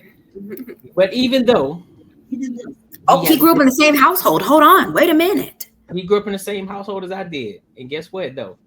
He don't hit his kids, but guess what? I damn sure spanked mine though. So with that being said, I don't just blast I just don't hit my kids though. I don't hit them just for no random reason though. So do I always spank them? No. But I give warnings. I give them enough rope. I discipline them. But when they get out of hand and they want to try to test daddy, guess what I do? Belt the ass. Now I'm not hitting them across the face, hitting them across the head or the back and no shit like that. I'm not doing that, but to the butt, that's it. Nowhere else. On the butt, that's it. But I'm not doing it often either. I'm not just, oh, you getting on my fucking nerves. Fuck out my face. No, I'm not doing that. We don't do that. Okay. But so in that aspect, what whippings have taught me, because he had a different experience than me, right? Even though we lived in the same house. Mm-hmm. For me, whippings it taught me to get my shit in order. Because I only got spankings when I fucked up, when I did something wrong, when it was warranted for me to get that ass whooping, and it got me in line. So those certain whoopings or that one ass whooping that just like, oh hell no, I don't want to get whooped like that again. That got me in order. That got me in line. Now, are there some people who never get a whooping and they just are phenomenal human beings? They don't do no wrongs? Of course there are, right? But when you start to break it down to the nuts and bolts, when you start to look at society as a whole, and you start to look at the gentle parenting versus the traditional parenting, which kids typically turn out better? If we're gonna look at it from a percentage standpoint, look at the kids today, look at how they are acting, because they know belt to ass. And we talk about real discipline. We ain't talking about just hitting kids just to be hitting kids. We talk about real, true discipline, teaching you and showing you why I'm disciplining you because of this, and explaining to why I'm doing it to you. I'm not just doing it just fucking cause. Right? Versus the one who just sit down and they're always, look, I'm going to let you express your feelings. You're 4-year-old. I want you to speak on how you feel. Then we're going to talk about it. We're going to discuss it. Yeah. And I'm going to open the door for you to speak certain ways. Cool. Do that. But once they get older. After the rap. Yeah, exactly. You know what I'm saying? Then once they get open, and then once they get older, and then they realize that, okay, well, these people aren't speaking to me like my mom used to speak to me or how my daddy used to speak to me. I don't like this. So now guess what? Now you extreme liberals out here. That's what happens. Okay. If we're gonna, can I interject for a second? No, go ahead. Do your thing. Mm-hmm. If we're gonna talk about real, discipline and how you're doing it correctly, we also need to talk about real gentle parenting and also doing it correctly. Because what you're talking about when it's like, Timmy, you just express your feelings, that's non-parenting. That's not real gentle parenting. Because gentle parenting, the real version, is explaining, is correcting, and discipline everything you're doing, just minus the touching of the body in that form. So if we're going to talk about them, they're the same things because they're getting out the same reaction. Because there's also people that beat people's ass and then they don't really, that doesn't do shit. You know what I mean? Like that's not. So there's 2 and 2, the good ones and then the bad ones. So it's kind of like, I think it depends on the child. But I got a question. I don't know if I could trust your. I got a question. So you don't have to. It is what it is. I mean, I'm from the hood, so it's a little different. Just like Big Bro just said, okay, whoopings might have came from slavery, whatever.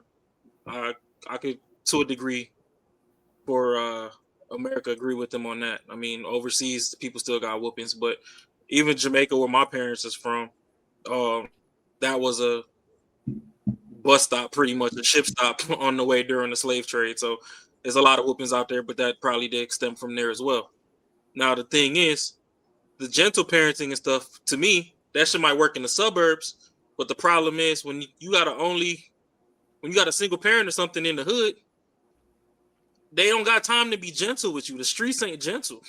The shit is abrasive as fuck. My mom, don't get me wrong, there was times I didn't do shit and I got whoopings. And when I grew up, I just understood that, hey, she had a lot on her plate and whatever, and, you know, I just had to forgive her for that. I'm not going to say that that's trauma.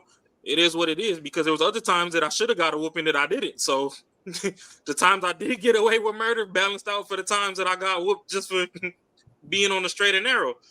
But at the same time, if I'm outside or whatever and I'm hanging out with the wrong people, sometimes when I was getting those whoopings, my mom was literally whooping me just because she see me hanging out with the wrong people. Like, hey, don't bring them demons in my house. I can see where this person is headed. They're headed to the penitentiary or whatever. You keep hanging out with them. So if you're not going to listen to me tell you not to hang out with them, I'm going to just keep whooping your ass until you stop hanging out with them. Now, did I stop? 7 times out of 10, probably not. But my justification there when I was a kid was like, hey, when I do good shit and I get whoopings anyway, I might as well go do the bad shit if the bad shit is fun. I agree on that part. But at the same time, I knew what I was doing. Some of these people ain't getting whoopings at all, and then we trying to give them medical conditions because it benefits somebody else's pocket. And my thing is, just like you said, or Marcus said, you know, certain people need a home or whatever, they can't afford it, then that's bullshit. If we really care about these people, those people should get a pass if they genuinely have what they say they have. So this whole monetary system that we have, that, you know, if you don't have money, it's just fucked off for whoever. That's just bullshit, because now you got people like this shanking people in the neck, and you had 13 times to alleviate the situation. Because at the end of the day, if the mental hospital couldn't help him, then they could have kept him locked up. So either way it goes, the system beyond the parents still failed society. Absolutely. Yeah. Oh, the system does it all over. I can't even imagine being like a military vet. I mean, the VA. My pops was in the VA, and fucking the worst treatment I've ever seen to give a human being. Like, it's fucking crazy. So I mean, like I said, like it's easy to say like, yo, they can get this help, but man, sometimes it's hard to even find it. Yeah. And sometimes that's some good trauma too. Yeah, but at the same That's time, what I was saying. Yeah, that's what I was saying, Marcus. Like, there is some good trauma too. Like, there's bad trauma, and then there's good trauma too. Yeah, I got pulled over by the cops, got DUI. yeah, it's a yin yang to everything.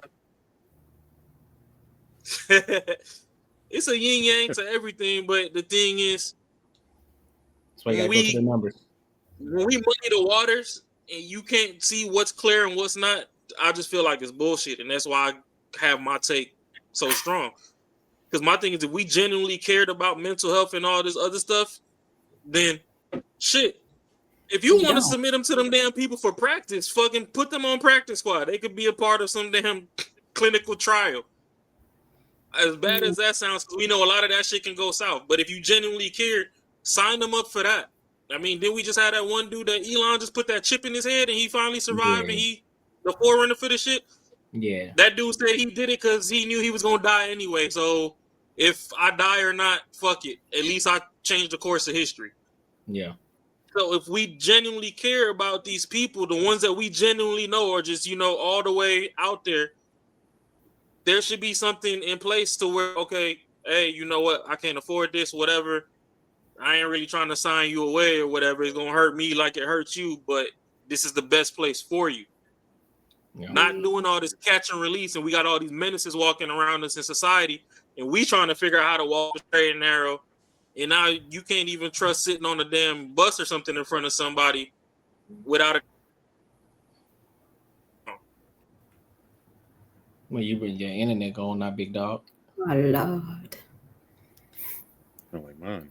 Well, that's why I took the video down, because it was glitching on the video, so I just got the mic. Oh, okay. But no. But yeah, well, my bad. We were supposed to be on a different topic, but shout out to the big bro, you know, for coming through. Had to let him get his shit off real quick, you know what I mean? But let's go ahead and get back to this topic though. So I got to start it over for the people, and just in case we forgot what the hell was said. But here, Sierra was on the Breakfast Club. When you hear people say Russell Wilson is corny, what's your honest reaction? Oh my gosh, that I don't have to even reply to that. Charlemagne being petty. Charlemagne was being messy. Yeah. And even when she was answering the question, she was like who? Who's the man saying it? Mm-hmm. What Channing Crowder said it. He said Channing Crowder. He should have. Because I saw it. I did, and I saw answer. And then she want to go back to, but he's a loving person and a great husband. I didn't say he's not a great husband. It's amazing what he's doing with the future. Like, the dude is a good human. He is lame still. I don't know if anybody doesn't understand. They're not running me off of this point. Lame is an opinion. She even said it. So who's saying? Because that's their opinion. Yeah. She's from Atlanta. I'm from Atlanta. She wasn't going to date Russ back in 2000. Time came forward. She evolved to dating the lame dude. He is a good person, a good human being, but the dude is lame. Y'all know what lame is? Bro, you know how many people, I'm not putting nobody else in my boat because I'm peddling this by myself. I've talked to a number of people that's like, bro, you're right. He's not like that. He's inner city Atlanta dude is not hanging out with Russell Wilson. That's what I'm saying. It's lame. The dude does not, he got that moose shit in his hair. Honestly, bro, y'all looking around because y'all even know I'm right. The dude is not a cool person, but that's my opinion. Right. You go find the boys that play at Wisconsin and Nebraska, they'll hang out with us. A dude from inner city Atlanta is not hanging out with Russell Wilson. That's what I say. Lame to me is different than lame to y'all, is different than lame to, I guarantee him and the Logan Mankins would get along. You see what y'all understand what I'm saying? I guarantee him and some square ass dude from somewhere would get along. I'm looking at him and saying, man, I never with him, he's lame. That's my point. It's opinion, lame, cool's opinion, and y'all ain't running me off of this forever. No, I'm not trying to run you off it. Obviously, your opinion is yours. I didn't expect you to double down on it, but what do you want me to do? Say, oh, he's cool now. No, it's in his blood, it's in his kidneys, his liver, his gallbladder, his intestines. Lame is all through him, and it's gonna be there his whole life, Freddie. Yeah, I guess it really ain't nowhere to start but here. Sierra was on the Breakfast Club. Want to ask people say so? What's y'all thoughts on that? Do you think Russ is lame? I think he said. I think I watched something else about this. I think what he was trying to say is that the people that she's dated in the past don't match him. It's almost like, you know what I mean? Like you dealing with the jocks, like the popular athletes.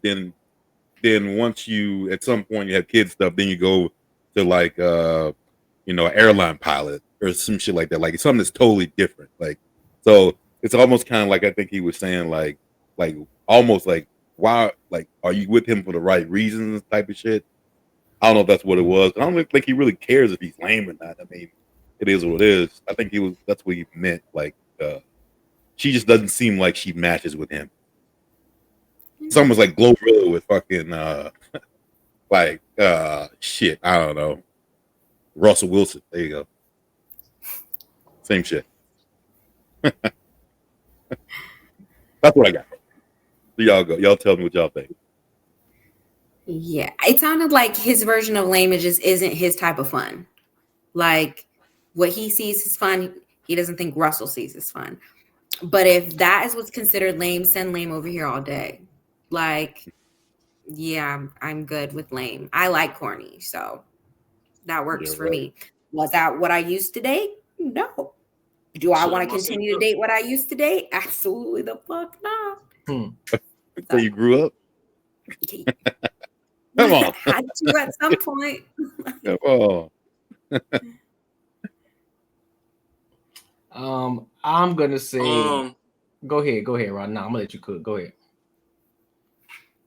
Oh no, I was just gonna say it's kind of distasteful to talk to get somebody to talk down on their partner.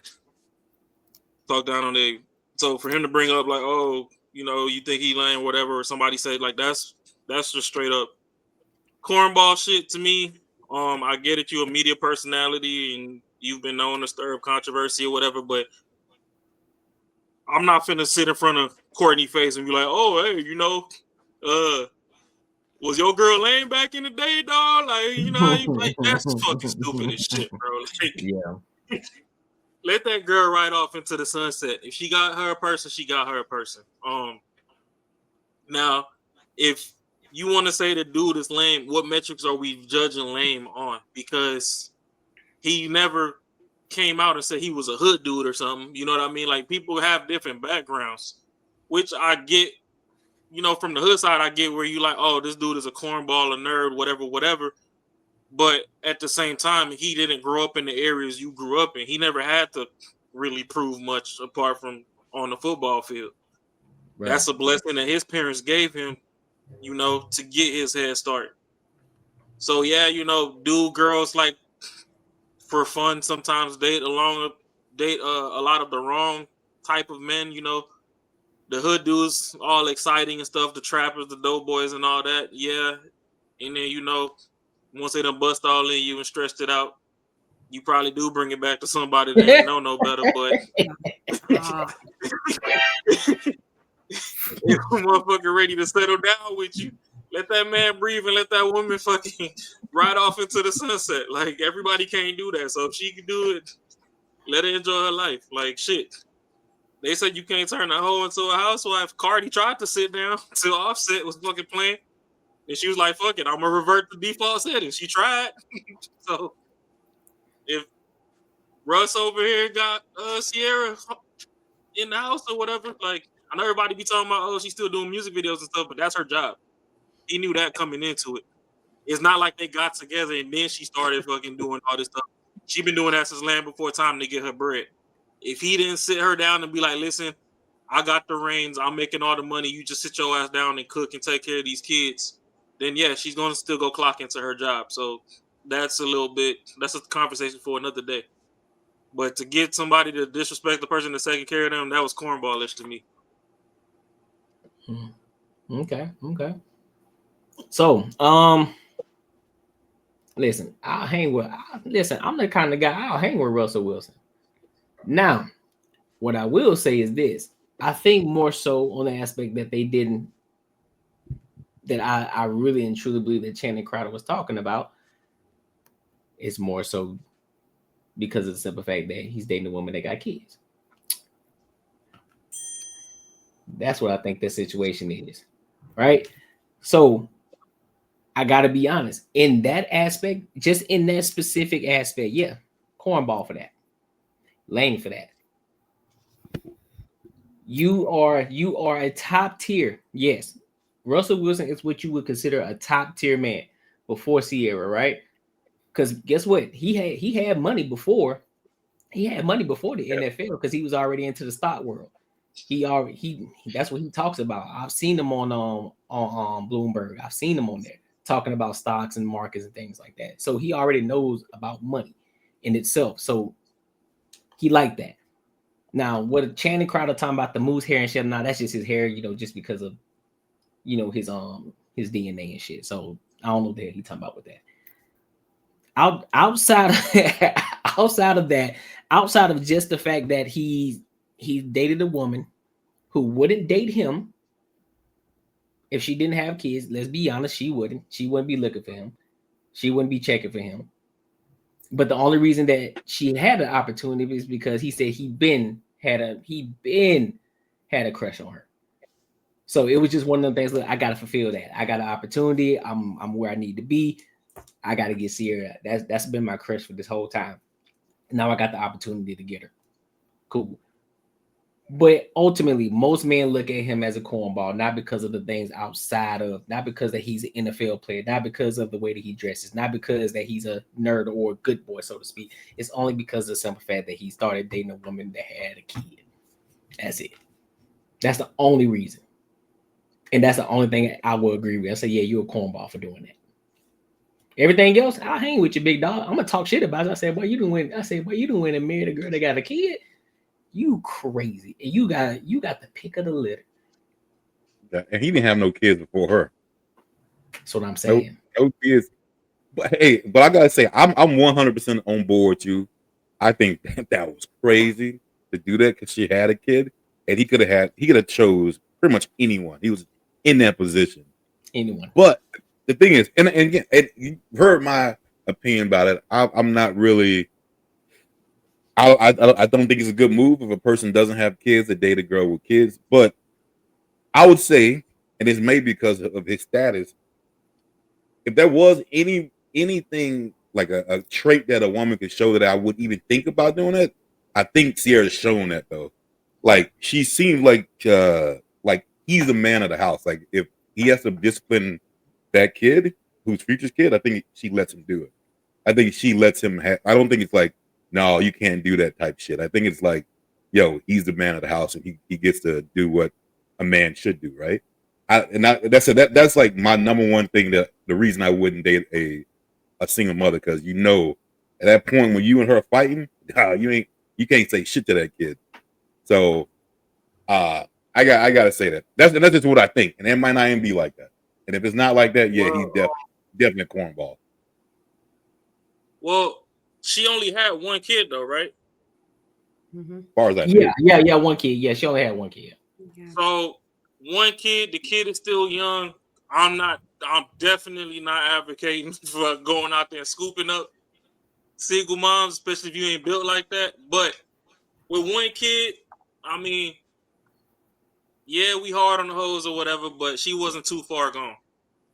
It's people jumping in relationships with shorties that got 3 kids, 2 dads. Like, she wasn't too far gone. And I think just recently they just put the paperwork through to get the kid's last name to be Wilson. So if the kid looks up to Russell that much, my hope, because I mean they could still buck later on, but my hope would be that it wouldn't be a situation where, you know, he's fighting, no, you're not my daddy, blah blah blah. Like, motherfucker, you chose to take my last name, so yeah, you ain't come out these nuts, but I'm your daddy. Like, on paper. Look, let me rephrase. Let me rephrase this.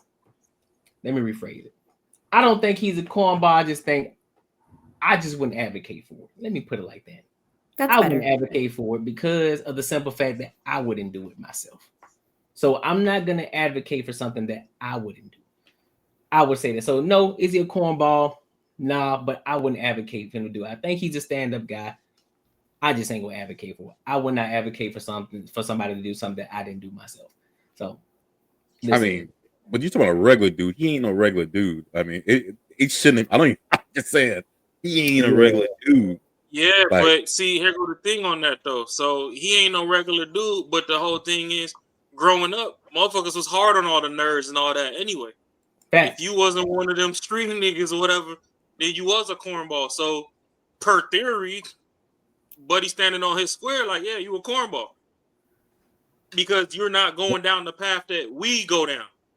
As far as that dude, however that dude's living or whatever. Or, you know, you ain't get the box Chevy, put it on 22s and paint it with the Sprite can logo and shit and roll back through College Park and all that, trying to go get some hoes. Like, you was in a Honda Accord, one hubcap missing, your radio to glitch out every time you hit a speed bump, and you was on work on time every time. Nigga, you was on the honor roll and they missed not name day of school. Like, you know what I mean? So in certain people's eyes, that is corny, but hey, can't fault the dude for fucking getting a head start in life. Yeah. It is what it is. And I mean, shit, luckily Sierra was able to fall back on that. Like I said, I'm not going to advocate for you to go out there and just go willy-nilly go try and save a baby mama, because at the same time, everybody ain't built like that to quote-unquote respect you. Yeah. Now, one kid, if you want to roll the dice, that's on you. But shit, 2 or more, hey, friends on yourself, bro. Just get the head when you come up off the head, but locking in, leave that lock unlocked. Keep the key in it. Well, luckily there's all different versions. Some people that will, some people that won't. You know, I think it's the joy. It's a good thing. Yeah, but the thing is, I don't think we talk about this. The reason that dudes don't want. I mean, that it's not a good go for a dude. It's just good. It's just really like I said. I'll say again.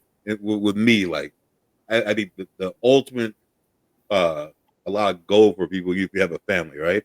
It's not necessarily like the kid's not mine. It's just that the way you want to be treated in your house. And I don't think, and I think for some reason, a lot of women think it's like, I wouldn't necessarily say a flex, but it's cool for them to be like, yo, this is, you should do everything, but the kid is mine. It's off limits. Like, so you got nothing to do with that until you pay for shit. But anything else like discipline wise, you got no part of it. And that's just not a plus for no dude. I still understand how a lot of girls think that it's kind of like not that it's a normal thing. I just don't understand. Yeah. I think it depends too on the person and how the communication is set up between their child's father and you. Not all people have bad kids, like not all people have that kind of setup. So I do get what you're saying on the ones that like they're terrorizers and they're just out here a menace and you can't do anything about it. I get it. But then also, that's your time to exit. That's just not the person for you. But I think the ones that they have good kids. They have good kids. You might say, hey, you know what? Your kid's a little soft now, but we're gonna go play football. And then you're like, oh, I don't know, I want my kid to get hurt. It's like, no, I think he needs this. And you're against it, and it's like, like how does that work out? So it's like that's I mean, like I said, it could be a good situation, could be really nice, but maybe he might need a little bit of toughening up. Got to get his head rocked a couple times, right? Like get him straightened out. A couple of Oklahoma drills, you know what I'm saying? That'll straighten anybody up. A couple of Oklahoma drills, you know what I'm saying? Straighten them out real quick. Like, look, this is a man drill right here. But that's the thing, though. It's like if I can't parent the kids the way I parent my own kids, then that kind of is a disqualifier. Like, yep, absolutely. And that's okay. If Ashley got good kids, and I come over there, and I'm like, hey, I'm big dog, I'm the man of the house, and she like, oh no, you need to. I don't play that around here. I don't put hands on my children. Make them write a 150-word essay. Yeah, see, so then, but it's about communication for me, and I have no kids right now, but that's because of how I grew up. I refuse to be raised the same way, and I think that there's a way that you can communicate with people when you learn your child a certain way that you'll be able to do that. Do I think that all kids are like that? No. So that's why I do understand some how they need to function and others don't. So I understand that.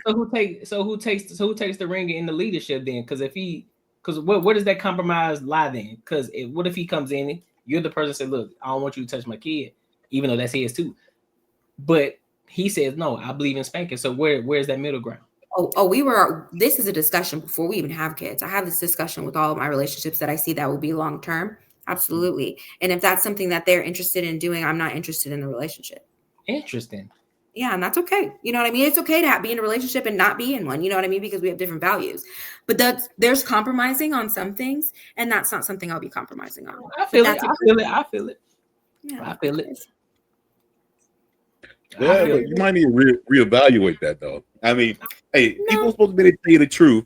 I think I know, like, if you trust in someone, if you trust in someone enough, or you're supposed to trust in the person you're going to marry. So you should be able to trust that they're going to do the right thing. I don't think leadership at all feels good at all. Like, I don't think it's how most people think it should be. I think most people think it should be so easy and so like feel so goddamn good. But leadership, when someone else leading you, that shit don't feel good. Like, it don't feel like you might disagree with half of the shit, but like you understand this person, like they know, like you trust them enough to lead you to the right place, that you're going the right place. So I think that's a thing that a lot of girls go through. That they think that shit's supposed to feel like, ooh, natural. And I feel like so hell yeah. I don't think that's how it goes. I don't think it'll feel like hell yeah. And I do agree with you on like that it should, you're going to trust your partner in that sense. Absolutely. there have been things that have happened to me in my childhood that is not something that I will watch, listen to, hear. I don't care how much I trust you. I don't care what it was about. That's just not something that I'm interested in doing. And I do think and understand that there are different ways. Do I agree with some people and how they move on that? Absolutely. I completely understand how Courtney was explaining how he raises his kids. I have no problem with that. It sounds logical and it works for him. But for me and my house, I won't be doing it for what I've experienced and how it'll go. No. And so I expect my partner to do the same. It's a trigger for me. I'm not going to sit here, no matter how much I love you and trust you, and listen to you spank my child when I have a trigger about it. And if my person isn't okay with that, then we just won't be together. And if I end up alone because I can't find anybody else who doesn't have that idea, which I don't think that'll be, then I'll do that. I'm not going to, no matter how much I trust you, I'm not going to compromise just because my other person wants to lead in that way. There are other ways to lead that I fully agree with. And there are other things that I'm totally open to compromising on. But something that's a trigger to me, I'm absolutely not going to do. Yeah. I know my questions be off the wall, but when they go outside, if they get beat up by the police, is that better than getting a minor whooping at home? So when you communicate and have open communication with things, just because I didn't beat my child doesn't mean all of a sudden that they're going to be a fucking menace to society. Now, there are some like that, but let's not act like every child in this world has been beaten and that's the only way to go. There are different things for different children. So I'm not saying that, but it just seems like you're diminishing the light of the man in your household. So if something outside of the household happens, like how you gonna navigate that? If he gets beat up by his peers at school, you gonna run down on them and go beat them and their parents up, or like you gonna sit down at a round table at the coffee shop and talk to them? Like how does that work? My child will understand self-defense.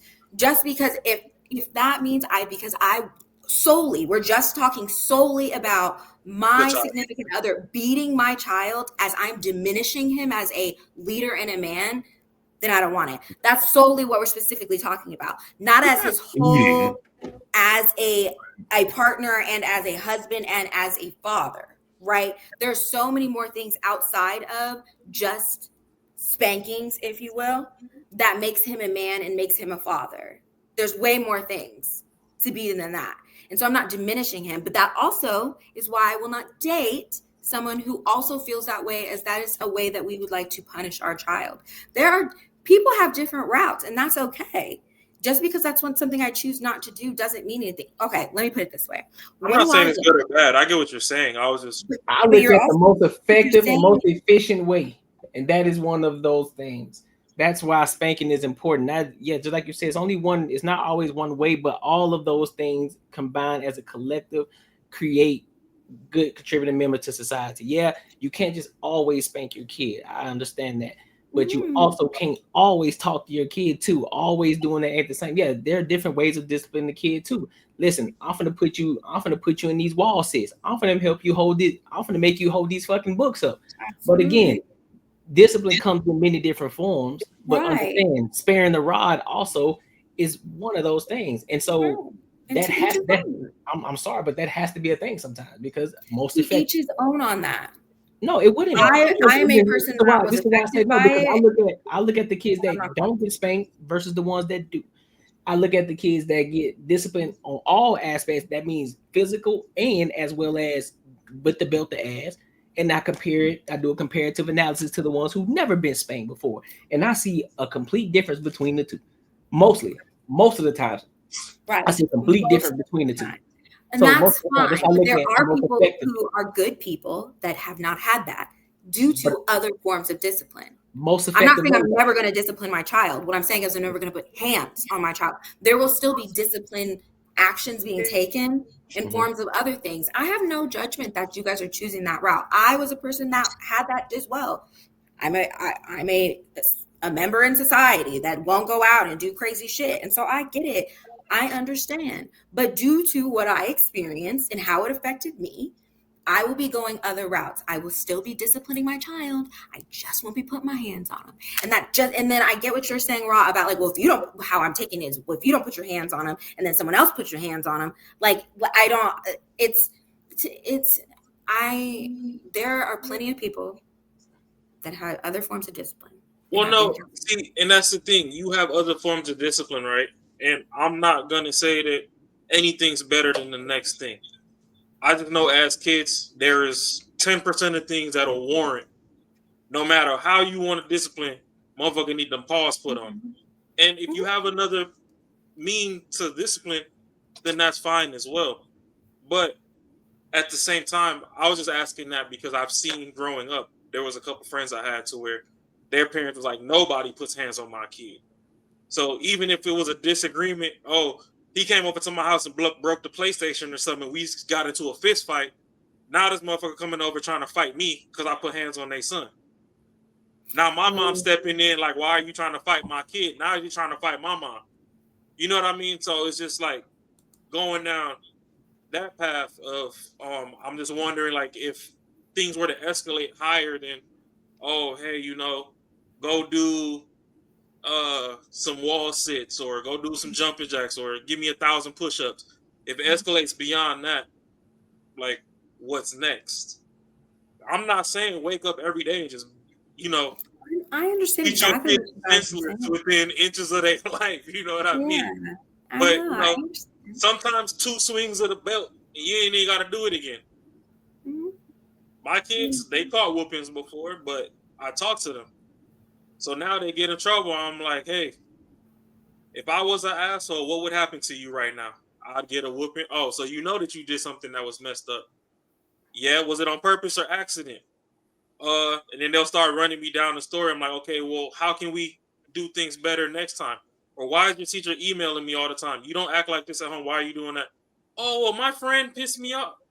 Well, what did I say about friends? Your friend ain't gonna help you get an A or B on your test. So focus on what you got going on. Save that for recess. So I get it. There's other ways. I'm not saying beat them senseless. I got whooped senseless, but I'm not gonna pass that down to my kids. But I'm not gonna just straight up top shelf for the closet put whoopings up. Like if one of them 5-10% situations come up, and that's why I was just trying to see like where your head was at, because I don't feel like, you know, one whooping is a reason to end the whole relationship. When no, you know, it's not about one whooping. and I mean, I might be thinking extreme too, but yeah, that's kind of how it, for my imagination with the way you were as stern as you were speaking, that's kind of how it initially processed, and that's why I was trying to get more information. Yeah, no, and it's not one whooping. It's the fact of, if I would be silly to get with somebody who feels strongly about this, right? And then I don't. And then I end up in a relationship and have kids, and now he wants to act on that. And then I then am supposed to adjust my and regulate my emotions about how it triggers me, and how then my child that I birthed to be then okay with something that I'm not even okay with, and let them be okay with it. That he put in you to birth. And I understand, but that's what I'm saying. That's what I'm trying to say. Because yes, that is his child as well. But he was yelling in your ear and convulsing and shit, having a good night. Right, but that's what I'm trying to say. I know my lane, and so I'm not going to then put that on my person to then, because they would feel bad about, because I feel bad, and then I'm expressing my disdain about it because we didn't talk about it at the beginning, that's not something I like, and now it's happened.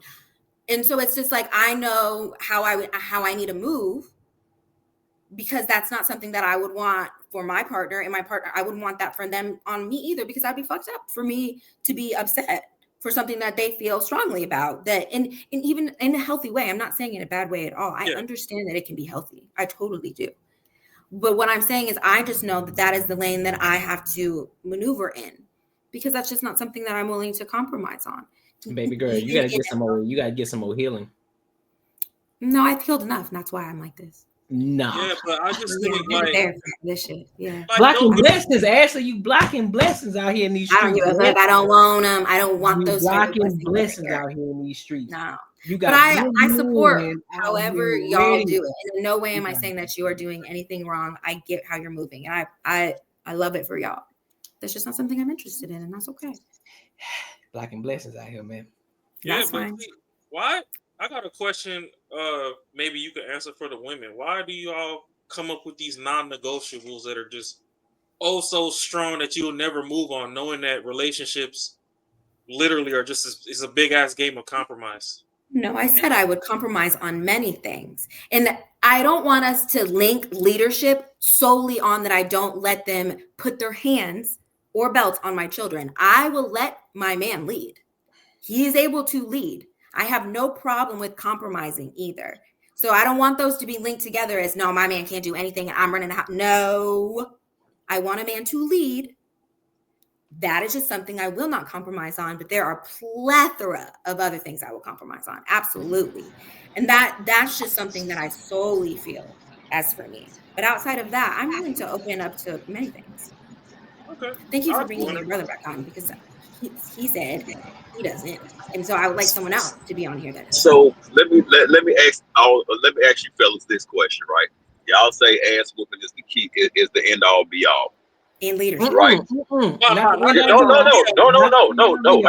Hold on. Y'all said ass whoopings are the end all be all. That's what y'all said. We didn't say that. Everything, every rebuttal is whoop they ass. That's every rebuttal. I said every rebuttal is whoop they ass. Part of it. Go ahead. Every rebuttal is whoop they ass. Mental illness, whoop they ass. Not listening, whoop they ass. They look wrong, whoop they ass. They yell back, whoop they ass. Give them a warning. Oh, C3, my bad. Oh, I'm gonna give them a warning. Then I'm gonna whoop they ass. Two of them. At what point? 2 warnings. 2 warnings. 2. Okay. 2 warnings. Mm-hmm. And then whoop they ass. Nah, I ain't trying to say it's an episode of Boondocks. What I'm saying is, at the end of the day, we also, I know me and 3 always talk about changing the generational curse. We have a generational curse put on us. At what point do we go and start trying to change that generational curse to the point of, like Ashley said, it fucks you up. Regardless of the fact you want to think about it, yeah, we say, oh yeah, but look how we turned out good. You're right. You're absolute. I don't disagree with nobody on this panel, because all of us up here are doing great for ourselves in life in some shape, way, or form. But at the same way, and at the same time, why is violence the first thing that you want to resort to in order to make somebody get their mind right? Because at the end of the day, whooping ass is violence. I don't give a fuck what you say. You can try to portray it how you want to. The act of hitting is a violent act, period. So in what form, and again, that comes back to our culture put on us, because let's think about it. Not one time have we ever went and started no wars. We don't start wars. Every time you hear black people talk, we always talking about love and peace. We're not the ones that start wars. America going to start a war every fucking chance to get. Who runs America? So what I'm saying is, at the end of the day, ass whoopings come from violence. Come from a violent thought. It comes from a violent act. If you can't articulate your words and put the fear of God in your child without you hitting them, then we might want to talk about our parents. Because at the end of the day, I know for a fact, I haven't whooped my 10-year-old not one time. But when I step in the room and I say, you got me fucked up, and that's all I have to say. Everything in that motherfucker ceases and desists. And all I said was, you got me fucked up. That's all I said. I ain't yelled. I ain't had a belt in my hand. None of that shit. It's all about instilling the proper respect and letting them know what's allowed and what's not allowed. Now, are they gonna get out of hand? You fucking right. They ain't about that. They gonna get out of hand. They're kids. But like we always talk about, as a child, guide your child, and your child when it cannot. When they get to the point to where they feel like, oh, I'm finna buck back, then that's when you goddamn put whatever motherfucking means by any means necessary at that point, because then they feel like they're equal. And when you feel like you're equal, I'm gonna show you. That's when it comes into play. But you talk about just whooping ass every chance you get, and that's gonna fix everything. Nah, bro, it's plenty in this world that have been great people that had got their ass whooped. You missed it though. You missed it. Nobody said just spanking ass just to be spanking ass. I specifically said. Bro, the whole time I've been watching the show, all y'all been talking about is beating ass. Hold on. Y'all said mental illness comes from you can beat mental illness out of somebody. Can you beat a person that has cancer? Can you beat their ass? Because that's what y'all saying. Hold on. Crazy. I specifically said, I give warnings. I give you enough rope to hang yourself. And when you hang yourself, that's when I then show the discipline. That's when I then put the discipline to you. So I get it. Some people, I put the fear of God in here, but God also said, guess what? Spare the rod, spoil the child too. So therefore, what rod are we talking about here? No. First of all, you already know I don't even believe in religion. So therefore, I was saying so therefore it can relate to y'all way of feeling. So therefore, that has nothing to do with it. But that has nothing to do with it. But again, I still give warnings before I do anything physical. And I said, that was your second comeback. I said there's different ways of discipline as well. I said it's part of it. There are collective ways that you can discipline your child. Now, sometimes at the latter part, you said that, but in the beginning, that's not what you were saying. In the beginning, you were right there saying whoop ass. Yeah, exactly. Initially, but then we gave content. We gave out of nobody. Just like you can't whoop piss out of nobody. It can't be done. We gave context. No, bro, you can't. No, bro, that's just it. You have to realize when you're doing this type of when you're on this type of thing, you have to understand how you speak it because people are only in and out for 5 to 10 minutes. So again, that's how a soundbite gets made. Oh, he said he whooping everybody ass that got schizophrenia. No, go back and watch it. Nah, bro, come on, dog. Come on, bro. Like quit clickbait, bro. Stop clickbaiting, bro. Bro, stop clickbaiting, bro. You ain't even that type of dude. Stop clickbaiting. I'm gonna be honest about the situation and how I raised my daughter. You are being honest, but in the beginning, what I said was, and I said, spank the ass. So I'm honest about that situation. That's what I do. Came back and cleared that up. But regardless, it got cleared up. Regardless if I said it, clickbait or whatever, it was said. So therefore, we can't go back and say, oh, well, he said, yeah, I still stand on that hill, spank ass. But again, there's context. There's still context that comes behind that. So look, I'm gonna give you enough rope again for the people in the back. I'm gonna give you enough rope to hang yourself. Once you hang yourself, that's your ass. Agree. And that's how it's supposed to be. So what we talking about? That's not what you said in the beginning, my nigga. In the beginning, you were strictly saying busting ass. Got it. You were strictly saying busting ass. That's what I'm saying. What I said was, at the end of the day, let's learn how to communicate. That's what I said. Let's learn how to communicate. We straight going into busting ass. Let's learn how to communicate. I was here when I said it. I know. You on the camera. I gave the entire breakdown of that situation. I gave the entire breakdown. Now, if people decide to go in and out, that's on them.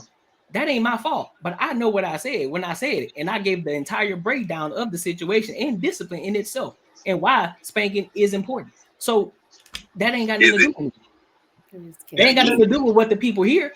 That's what I said. So therefore, if they want to hear it, they go back and listen to it. But here go the thing though, big bro. What's up? The thing is, if you waiting for your child to finally be old enough to buck back, it's a little too far too gone. That's the thing.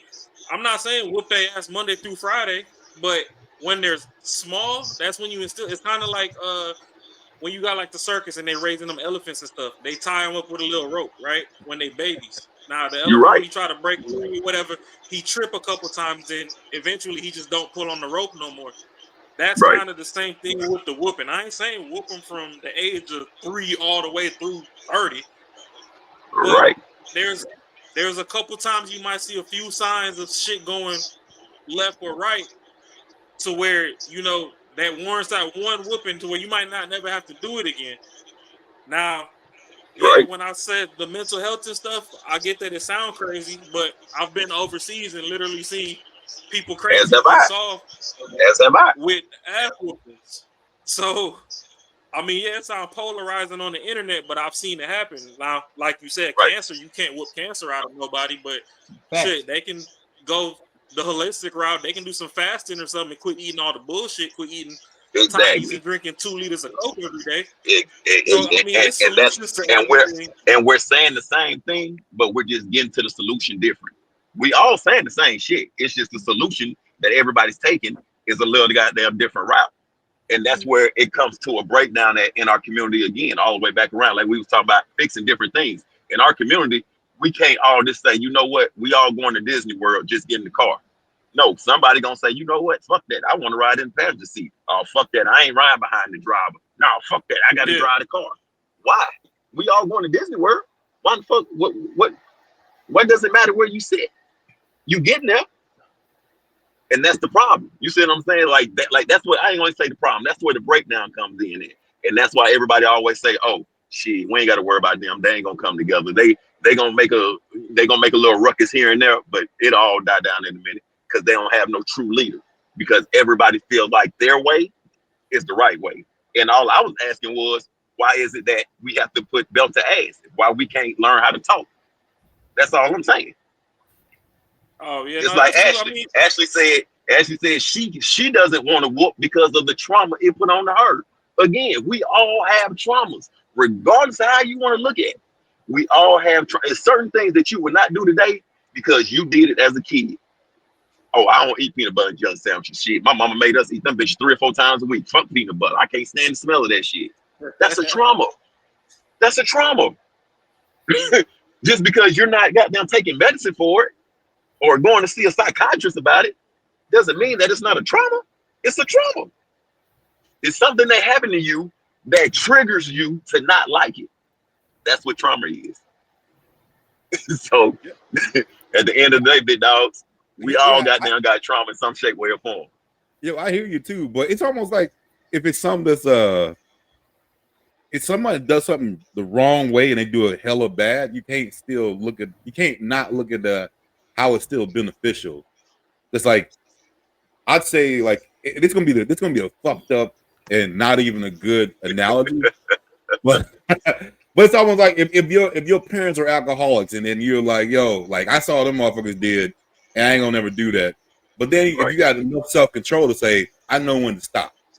I know I can still have a good time. I know when to fucking stop.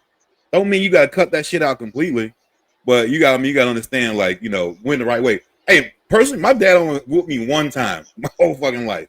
That's it, one time, and it wasn't even about nothing that was between me and him. It was about fucking me not going to school, and the reason I wasn't going to school because I was getting bullied. You know what I'm saying? I got a whooping, and guess what? I fucking my ass went to school every day after that shit. And he never had to do it. I take that bully ass whooping off. Hey, I'm gonna take that bully ass whooping. I ain't gonna let Pop kid it. And it was even more of that because it was still combined with like I was embarrassed because like, yo, bro, like I put my pops down. You know what I'm saying? So, so like I get exactly what you're saying. I mean, I think people should you know, learn how to talk to their kids and not just think that, you know, a whooping's gonna fix it. Well, So shit, I mean, I definitely think so. Even right now, like my son, he got these blocks and stuff, and one time he built a little gun or whatever, and my girl, you know, she whooped him and whatever. So he, you know, he was feeling the way, but I ran right in right after, and I was like, hey, I see you at the age where you think guns is fascinating and stuff. You want to go shooting? And he was like, no.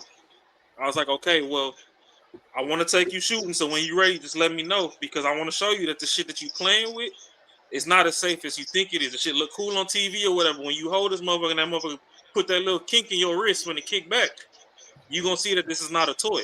But the reason I do that is because when I was a kid, I was fascinated with guns, and I caught the meanest whooping ever because my uncle had a Draco in the closet on the shelf, and he caught me climbing up in the closet trying to get that motherfucker down. Now, when he caught me, I had slipped and fell, and I actually had it in my hand, and there was no safety on it. It was loaded. So I got a whooping just for the fact that it could have went off. But I was fascinated, and after that, that's something that he did. When he found him some free time, he took me shooting and stuff. And once I actually felt that motherfucker, I'm like, yeah, you know what? Let me know when's the next time we going shooting. But I don't want to see that motherfucker nowhere around me if it's just laying around the house. So I understand, you know, there's other ways. And, you know, sometimes our reflexes is just to whoop. And there could be talking and stuff. It's just, for me, I just feel like, you know, there's a 5 to 15% of things to where a whooping is warranted, and I'd rather get it out the way early than wait late. I don't need nobody that's bench pressing the same amount as me to now start trying to buck up. It's like, nah, you remember when you were 9 and I tore that ass back? You want that right now? Is really what you thinking about? Right. And then they And go again, that's like you said, that's something that's instilled early on. Yeah, that's something that's instilled early on. Like I said, you instill it in an early age, then you don't have to worry about that when it's 12, 13, 14, 15. You know what I'm saying? Because at this point, they're already starting to develop their own sense of human anyway. Like anything, you know what I'm saying? You do it as a puppy. So therefore, once they do get to that age, they already know, shit, I ain't the one to play with. I don't give a fuck what. I don't give a fuck how big I get. I know they ain't the one to play with. You know what I'm saying? So that's all I'm getting at. Like, you instill it at a young age. You instill that, don't play with me. Because if it go there, you're not going to like how the outcome going to be. Then it's like, well, shit. Now it's always that thought in the back of the mind, like, when they said that shit, what did it mean? Again, it's that sense of respect, but at the same time, don't take it though if you don't know the outcome. Yeah, I could rock with that. Yeah. So that's all. That's fun. This is a man. Interesting. Huh? I'm glad that you can understand what he's saying. Like, I'm glad that he was able to explain it in a form that is understandable. I'm still dying on the hill. That's You for supposed y'all. to. That works You for y'all. supposed to. Hey, What works for put you your works flag for up there you. with you. They had you a beer and a shot of goddamn taquitos and dial up down that hill with it, my boy. You stay up there.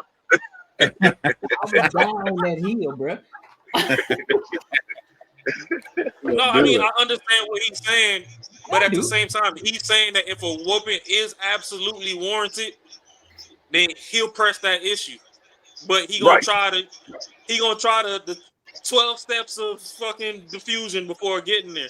Yeah, that's what I know. I get that. That's what I'm saying. I get that point. That's what I'm saying. I get that point. It's the same thing. Ashley says she got 48 laws of don't touch.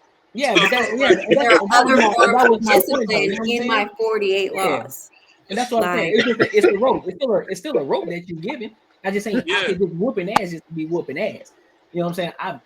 I'm not crazy like that. You know what I'm saying? I get a 12-step program. I never thought either of you were crazy for doing what works for you. That, like, how you move is how you move. I will still have a child that's going to grow up in a great person in society. Like, they're not this, you know, they're not, and we're not growing up to in an environment, because that also plays a role in environment. I won't have my child in an environment where it has to be that form of going that way. Not all of them are like that. That's not what I'm saying. I'm just saying there will be things in place to where I have a better opportunity in hopes that my child won't have to go that route on how I want to go for how I want to parent. That's dope, because I mean, society's moved so far fucking soft now that, you know, realistically, you probably don't even need to whoop motherfuckers no more. My kids not gonna be out here licking toilets and shit. Like, so my kids not gonna be out here licking toilets and shit just because I didn't spank them. Like, they'll be still, they're still gonna be ingrained with all the things that we grew up in and what makes us better fucking humans. It just won't be. Yeah, I just can't. I'd be crazy. I'd be crazy to do that. Personally, for me, how it affects me to then hear my child having that happen to them when I know what it did to me and what it currently still does. Of like, I'm just like, oh, thank you. So yeah. But they're still good people. I rock with it. They're gonna be strong as shit if they're, you know, and they accidentally. Respect. I feel it. I hear you. I feel it. I understand it. I hear you. Thank you. Anyway, make sure y'all like, comment, subscribe. Listen, let me know in the comments what y'all think. Do y'all spank y'all kids, or do you not spank your kids, and which one you think is more effective, or is it effective at all? I already told y'all how I stand, so y'all let me know what y'all think. So look, because we already three Well- hours in, I'm gonna go to one more type of one. What you got? Go ahead. No, I was gonna say not necessarily spank your kids. Do you parent your kids? Because no, That's a good word, bro. I like that word. Spanking with a cliffhanger. But when we talk about That's a good word, bro. I like that. But parent, okay, so what's the real question? Because you're asking, do you parent your children, and then you're just referring to, do you spank? Well, that at the needs to same be. time, if your kid fucked up and you just walk in, spank them, you don't give them no explanation, no backstory, you don't redirect Right. no energy, whatever. Right. Then That's that's right. Right. You still got there's still some coaching that go with it. So Thanks. you know, just whooping only, are you actually parenting? Hey, this is what you did wrong. Yeah. This is why this was my reaction to what you did wrong.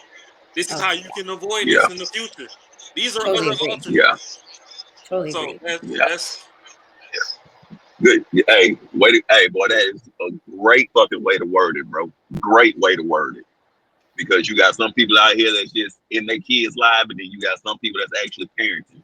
That's a great way to word it. yeah, like just because they wake up and see you don't mean that you that dude. Like Exactly. you got to be involved. Yeah, I agree. So yeah. So let's go ahead and go to this last topic of the night. So we're gonna switch gears. We're gonna switch gears heavy this time. You know what I'm saying? We're gonna get away from spanking. You know what I mean? And we're gonna talk about we're gonna talk about money, you know, and this is a guy named Alex Hormozy, and he's talking about how to get rich through content creation. So I know a lot of people have negative connotations about people getting rich, you know, through content creation and just making money overall. So I think it'd be a great topic for us to talk about, you know what I'm saying? And then we'll give our thoughts and opinions from there. All right. So make sure y'all like, comment, and subscribe. Let's rock out.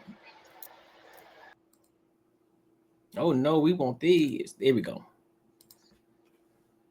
Can y'all see it? Money on the flights and the accommodations and the fortunate like most of the revenue comes from the sponsors. Yeah. And so we're able to travel around the world. We're able to spend money on the flights and the accommodations and the crazy The watches, the post-production, dripping and pre-production, the yeah. crazy $15 Casio. Yeah, the G-Wagon. We're able to do what we do because of the sponsors, and right now it's enough. We want to always be improving. Sure. So now we're thinking like, well, what if we created a product or a service? We're always having discussions about how we can do that. But at some point, I always wonder, like if we just focus on making better content, then we get better, like higher paying sponsors, the same sponsors, we love the sponsor, higher paying sponsors because we're getting more views, and it's like a cycle because of that. But part of me also wonders, like, should we focus our efforts on something else? My thought with that is that I am happy also doing what we're doing now. And I kind of worry that like we're good at this thing. If we don't take our sell our eye own off the product or prize, service.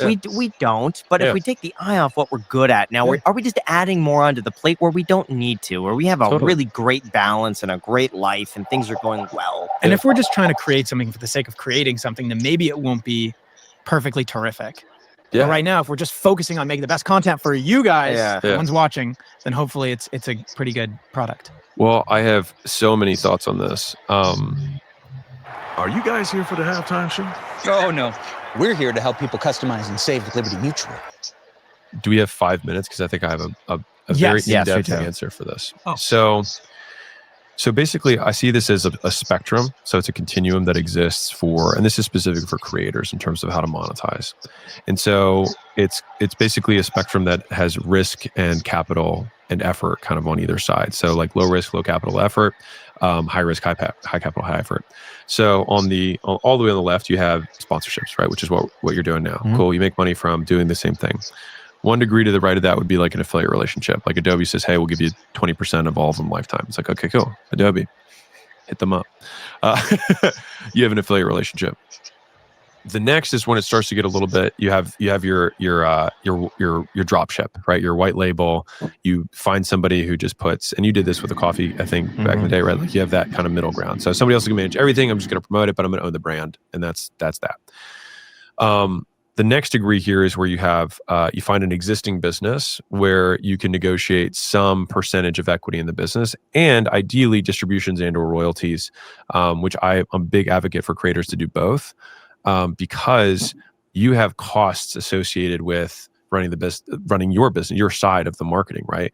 And the business makes money because it's monetizing with whatever traffic you're sending, but you need to keep advertising. And so having some either, profit share or some royalty on top line or some sort of cash flow still needs to come back, because not all companies sell. Actually, the vast majority don't sell. And so I think it balances some of the risk for a creator, but that would be a minority deal, especially with a company or a product that you really like. And so if Adobe were smaller and would give you a percentage of, the company, that would be one where it's like, and ideally, this is me turning the tables and speaking to you as an investor. It's the best is when you can write a check to, because then it's like, there's no expectations. I'm going to promote this because I believe in it and because I want it to grow and I want to get a crazy return on the money that I put into it. And so you'll have some blend of that deal, but usually for minority stake and maybe some performance tranches that kick in based on, how well you do it. And then the final one, the final frontier, is where you actually like do everything yourself. Like the whole thing, soup to nuts, is like you're starting a business.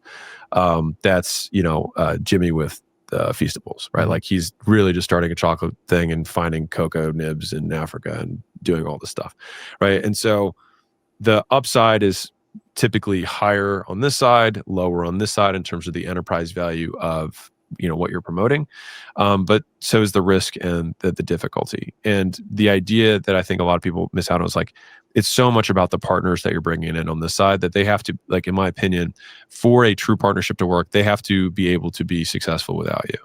And if they're already growing, they're already successful. This is like school. Like school's gonna be successful either way. I just want to pull the future towards us faster.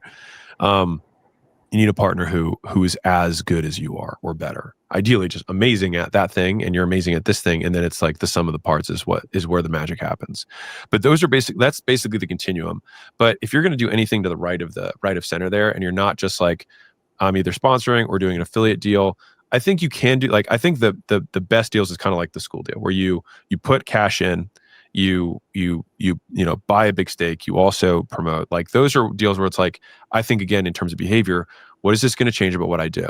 And I would like to do deals that change as little or nothing about what I do. If I'm always going to make content anyways, and I'm already getting 2/3 of people who want to start a business, then I don't need to change anything. Now, it's still high leverage because I just point them in a direction. I'm like, hey, I vetted this. I think it's awesome. I think it's a really good product. Check it out. And all right, so let me stop right there. Any thoughts on this?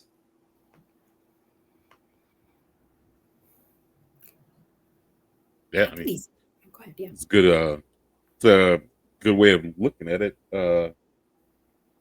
Just like you said, if a business is doing pretty good, I mean, you can partner up with a company and promote the brand and set up some sort of deal where you're getting some sort of piece of it, and that's like more money coming in. So I mean, yeah, I mean, what he's talking about is good stuff.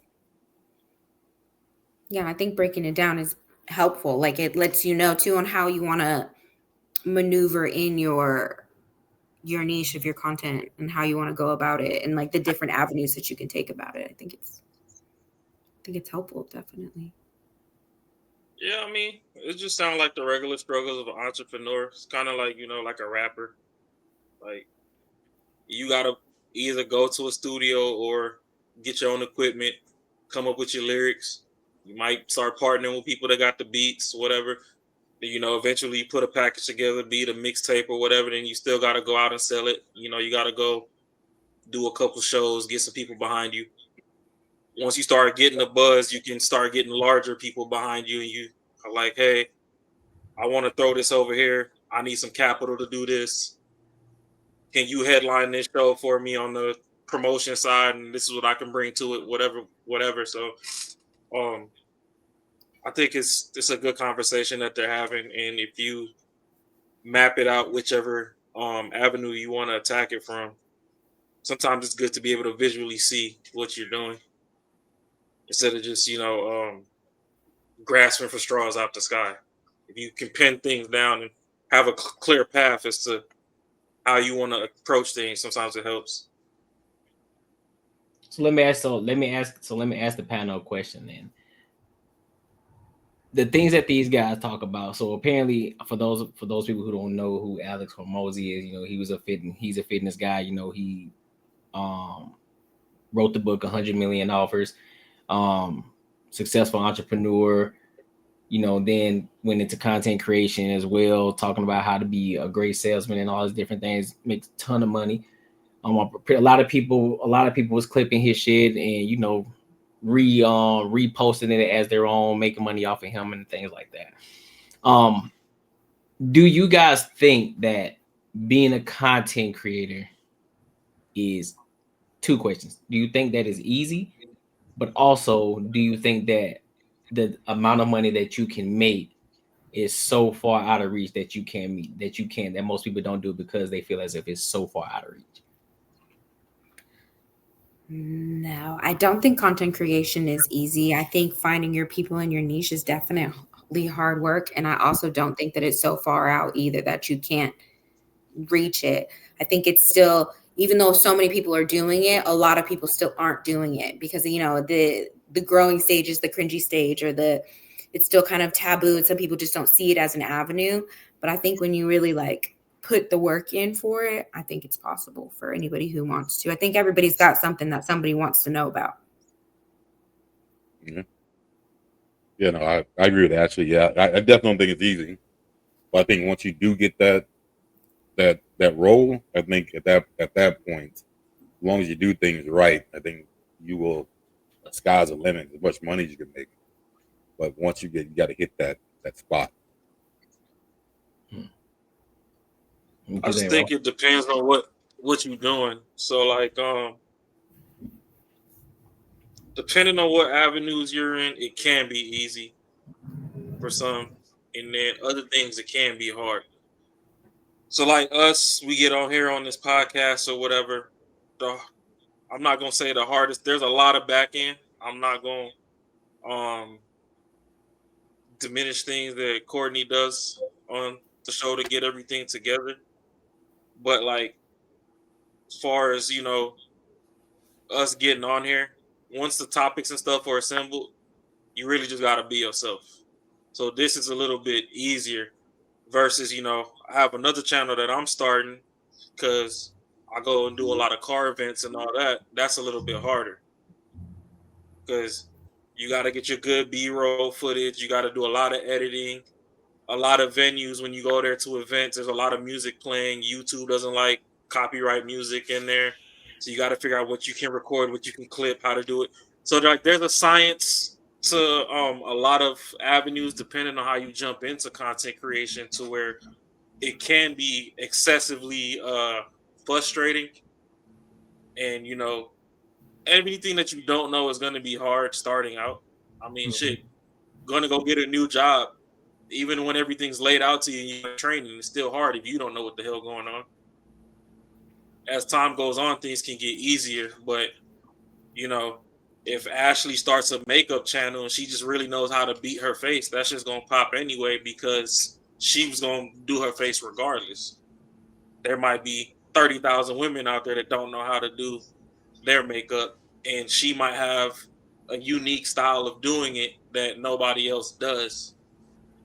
Versus, let's say Marcus wants to go do a fitness channel or something. Everybody like, oh, well, shit. He already brolic as fuck. I'll never be like that, so I'm not going to watch it. It's going to be a little bit harder for him just because it's going to be a smaller niche of people that really going to take it serious. Until, obviously, once you blow up, once you get to a certain point, a lot of people ain't got no choice but to follow. Because once it's in their face so much, it's kind of like, the Charleston Whites and the Andrew Tate effect. Like, they get so big to where no matter where you go, you going to see them. There's that too.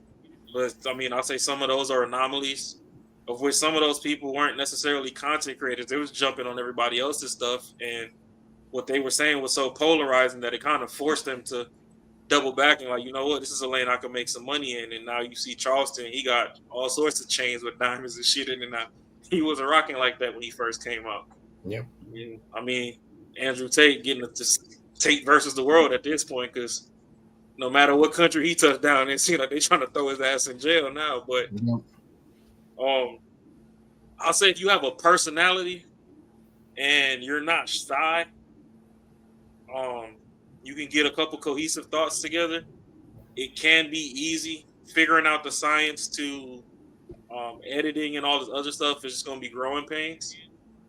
But if you don't have a personality and you think like, oh, I'm gonna just do it just for money, like there's no passion or anything behind it, it's strictly money, you gonna have a hard ass time because everything's gonna frustrate you.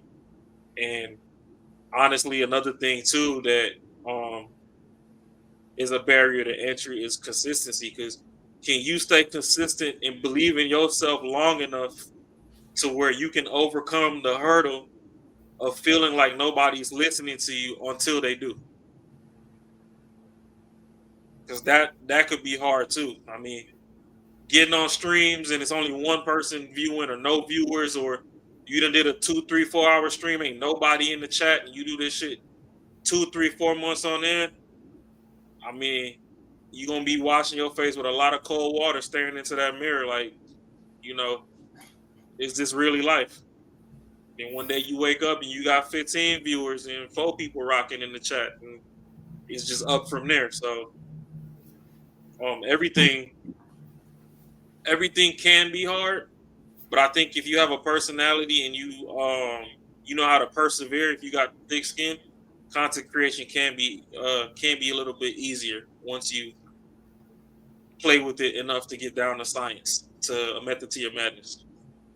Yeah, I agree. I agree with that. Because I also just doing this content creation as well. I've done it many different times. I've tried it on platforms like TikTok. You know, I've tried different niches of just doing the, you know, the funny dad content, but I just realized that wasn't it. Because when I found out the type of person that I am, I'm not huge on a ton of editing, and I'm not huge on trying to figure out what type of content I'm gonna make next. I'm not big on that at all. So yeah, did I have a couple of videos go viral on the TikTok for the funny dad shit? Yeah, it did. But constantly trying to come up with something new every day, because you're talking about posting on a consistent basis, 2, 3 times out the day, you posting that shit up. It becomes, you can burn out quick. You know what I mean? And so when you find your lane and you find something that's like, you know what, this is how I want to operate it. This is how I want to do it. And you start small. This is one of the biggest things I can tell people right now. Just going from 0 to 1,000 subscribers, well, to 1,100 now, right?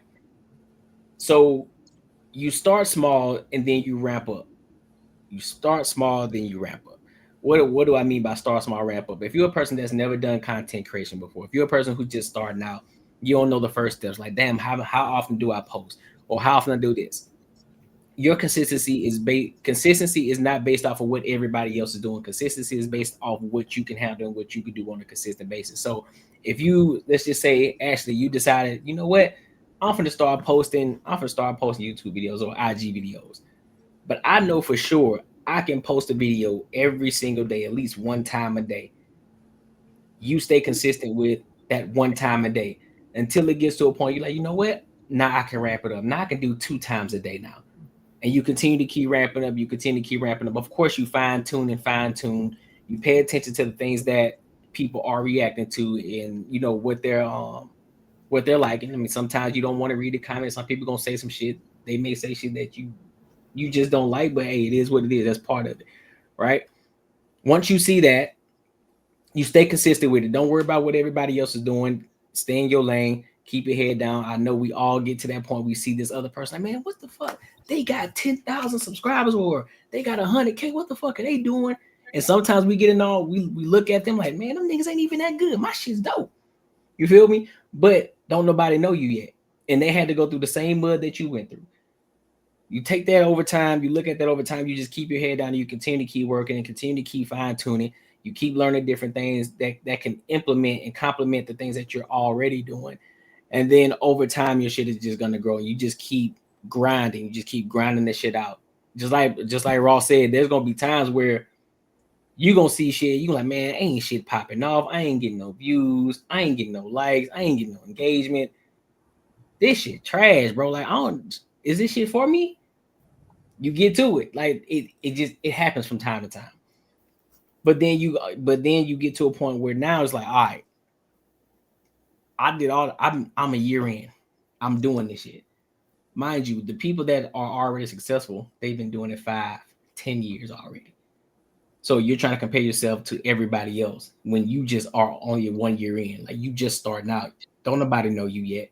If you aren't an athlete or you aren't an entertainer of some sort, you ain't gonna have a following. Don't nobody know you from a can of paint. So you got to make them see you. You got to get out there. You got to post. You got to continue to be in people's faces until they just say, you know what? Who the fuck is this? Then one person follow you. Then the next person follow you. Then you start learning different ways to get in more people's faces. You know, sometimes it's gonna take a collab. Then sometimes you just may have to say something polarizing that just somebody just like, you know what? This person just said the most outlandish shit. You know, kind of just like how my brother just came on, right?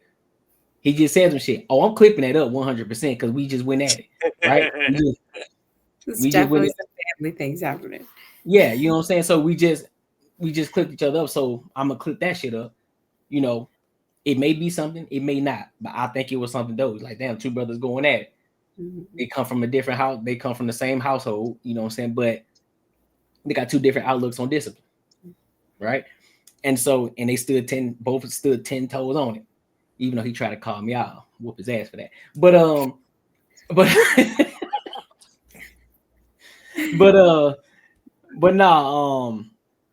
no, in all seriousness, no, then you start to once you start to get that traction, you start to see the traction. That's when you don't slow up. That's when you start to ramp up. It's like, all right, bet. Let's start to push it out even more. Or you stay consistent where you at until you feel as if you can start ramping up more. And so now I'm in a position now with this channel. That's what we're doing. We're just focusing on being consistent, showing up, and just trying to get better each and every time. You know, we had a discussion on the back end, you know, on different things of what we can do to improve the channel, right? And now we're looking at different sponsorships. Well, you know, so looking at different sponsorships potentially, you know, that could potentially sponsor the show. Working on that. So in due time, things are going to happen, but we just got to continue to keep putting out good. We got to continue to keep putting out good content, continue to keep showing up, you know, even when we don't want to, got to show up. And that's going to be the biggest thing. When they start to see that we're serious, and they see that, like, they think these niggas show up every fucking Tuesday. They always talk and they talk, whatever the case, they always talk and they talk. Then more and more people are gonna start coming in. More people coming in. Because actually, before you started coming in, there's the engagement on here wasn't as much, but we're starting to get more engagement. You know what I'm saying? So it's slowly, it may not be as fast as most people want it, but it's slowly growing. Mm-hmm. And then, you know, everybody that's been in here, they're gonna be the OGs when we at 10,000, when we at, you know, 100K subscribers, and when we at all of that. It's like, oh man, they've been rocking out for a long fucking time. They've been getting to it. So I know I kind of went along with that, but yeah. I don't think the money is far-fetched.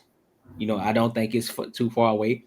It's just the fact that you just got to put in the work and grind to get it, and just put your head down. Don't focus so heavily on getting the money, because it's gonna come over time.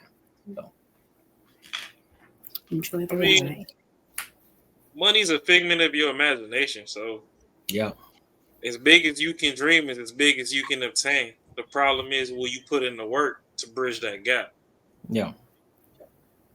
If you want to be a millionaire, the blueprint to get $1 million is there. Yep. Do you have the resilience it takes to get to that $1 million though? So that's really all it is. Like, you see people blowing 800,000 on IRL streams just to do some wild shit. It was like, damn, like my daddy ain't touched 800,000 his whole life type shit. Well, he figured that if he just got in at the plant, got a pension, and retired, he was straight. Like, that was his thing. Whereas, you know, you see that, oh, I can't become a millionaire as far as having the monetary number in my account by working a day job. So you might have to branch out and be like, oh, okay, well, shit, I'm gonna have to start a plumbing company and then grow that company to where it's evaluated to be 20 million. Well, guess what? If the company worth 20 mil, you got to be worth at least 2 M's. Started the shit. You know what I mean? So it's depending on how much you paying yourself. Yeah. So it's ways to it. It's like, yeah, they talking about it's umpteen, 1,400 whatever millionaires every day. Yeah, that's cool and all, but that might just be because you bought a house and the value of your house crossed the threshold of $1 million. So you got $1 million in assets, but you ain't got a liquid million. Your million and Kaiser not million ain't the same million. He can go fuck off his million. Yeah. Your million crumble and your ass is in shambles. That's why everybody playing the lottery. Yeah. But yeah, ain't no cap to this money thing. It's just how much grit do you have? How much go get it energy do you have to go get what you say you want? I mean, shit, if you want 100 million and you set out, even if you touch 10 million, it's better than fucking 1. So you got further than where you were when you was just sitting there dreaming. Yep. So yeah, I mean, that's why I'm glad I linked up with the squad here. You know what I mean? This channel that I have on Biasly Raw was to do reaction videos, but that takes a little bit of editing. So I've been restructuring my schedule in my daily life so I can get the free time where there's no kids in the background making noise and stuff. So I can get a couple quality videos out before, let's say, the kids do get introduced. Because, I mean, sometimes they might want to see your kids on camera. Now, there's a level of parenting to where, I don't really feel like kids should be there. But, hey, the society we're in now, it is what it is. Somebody might still need, a role model of how to parent. Who's to say you can't work from home and still be a parent? So, you need some juice? All right, hang on, guys. I'm going to be right back. Let me go grab little man some juice. People need to see that. It ain't always yell at your kids like, go sit your ass down. I'm busy. Like, nah, you shouldn't be too busy for something that you brought here that they didn't ask to be here. So, and also that's what's dope about this too, though, because it gives you the space to do the shit how you want to. Like, it's not TV. So if we're on the show and we decide to fucking derail, we can do that. Or if I decide to say, hey, bro, hold the fuck on, I'll be right back, go get a drink and come the fuck back, I can do that. You know what I'm saying? Because it's our show. We can do it. We can run it how we want to run it. You feel me? People gonna rock with us. Whoever gonna rock with us regardless. And that's the beauty of it, and being able to be authentic in the shit and not having to be such robots when we're talking and having conversations. We can do that. And so I think that's what, because even though AI is a thing, I also believe that the more AI is introduced, the more that authenticity is going to be important for people. It's like, hey, bro, is this real? Like, nah, nigga, I'm me. Like, come, don't worry about it. We're going to have meetups coming up. You know what I'm saying? So you can come rock out with us. You can come kick it. You know what I'm saying? You can come see me in real life. You can see how I am. The same person that I am right here on camera is the same person I am in person. I'm not different. I am the same guy.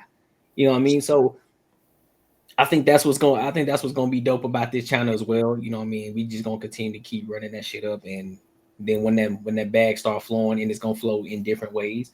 You know what I mean? Not just from ads or not just from super chats or anything like that, but there's going to be other back end things that we're going to continue to push on, like the Patreon and other little ventures that we may jump into that's going to help the platform, just bring a community of people together.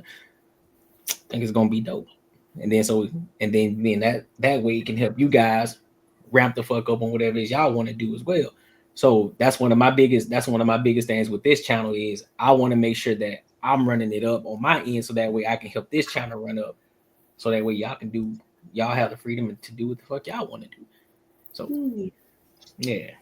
I mean, I know I'm abrasive as hell on here, and it is what it is. People can think whatever they want to think about me, but one thing that I do love is giving back to the community. So I do want to do back to school backpack drives and stuff. Like, I might joke about going to the strip club and helping little Aiden by throwing some ones on his mama, but at the end of the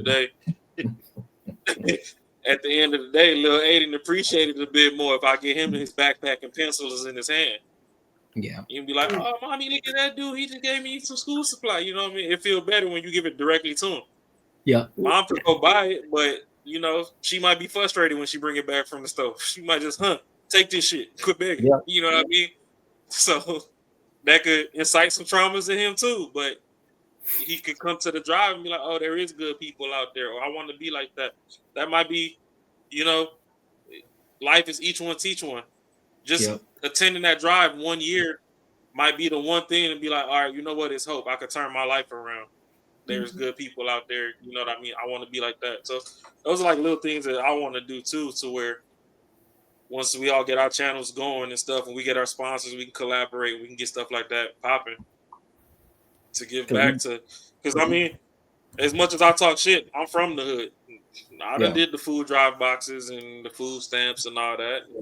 It is what it is. And that tough ass government cheese that it only melt once. But you know what I mean? Like, I made it out. Would I go back and live there? Probably not. But the goal was always to grow up and make it out. Now, I don't understand why people that serve drugs and stuff don't leave. Like, if you poison in the community, don't poison them forever. Some of y'all can't get jobs. It is what it is. I mean, it sucks that, you know, you exploit somebody else's downfall to get some paper, but put a cutoff on that shit, man. Like, let me run up 200,000, and if I fuck off the first 100,000, start a business with the other 100,000. Don't be over there trying to fucking be a millionaire off fucking people's disparage and despair. Like, so, you know, and a lot of them people too is like, even the ones that sell drugs, y'all don't even really fucking give back like that. If you gonna sell the mama some drugs, the least you could do is make sure little man make it cool, at least graduate high school. Right. That diploma do hit a little bit different than the GED. You know what I mean? It's the same once you enter the job market, but you know, it just hit a little different. So I got a diploma. Like, that motherfucker got a little more bass on it.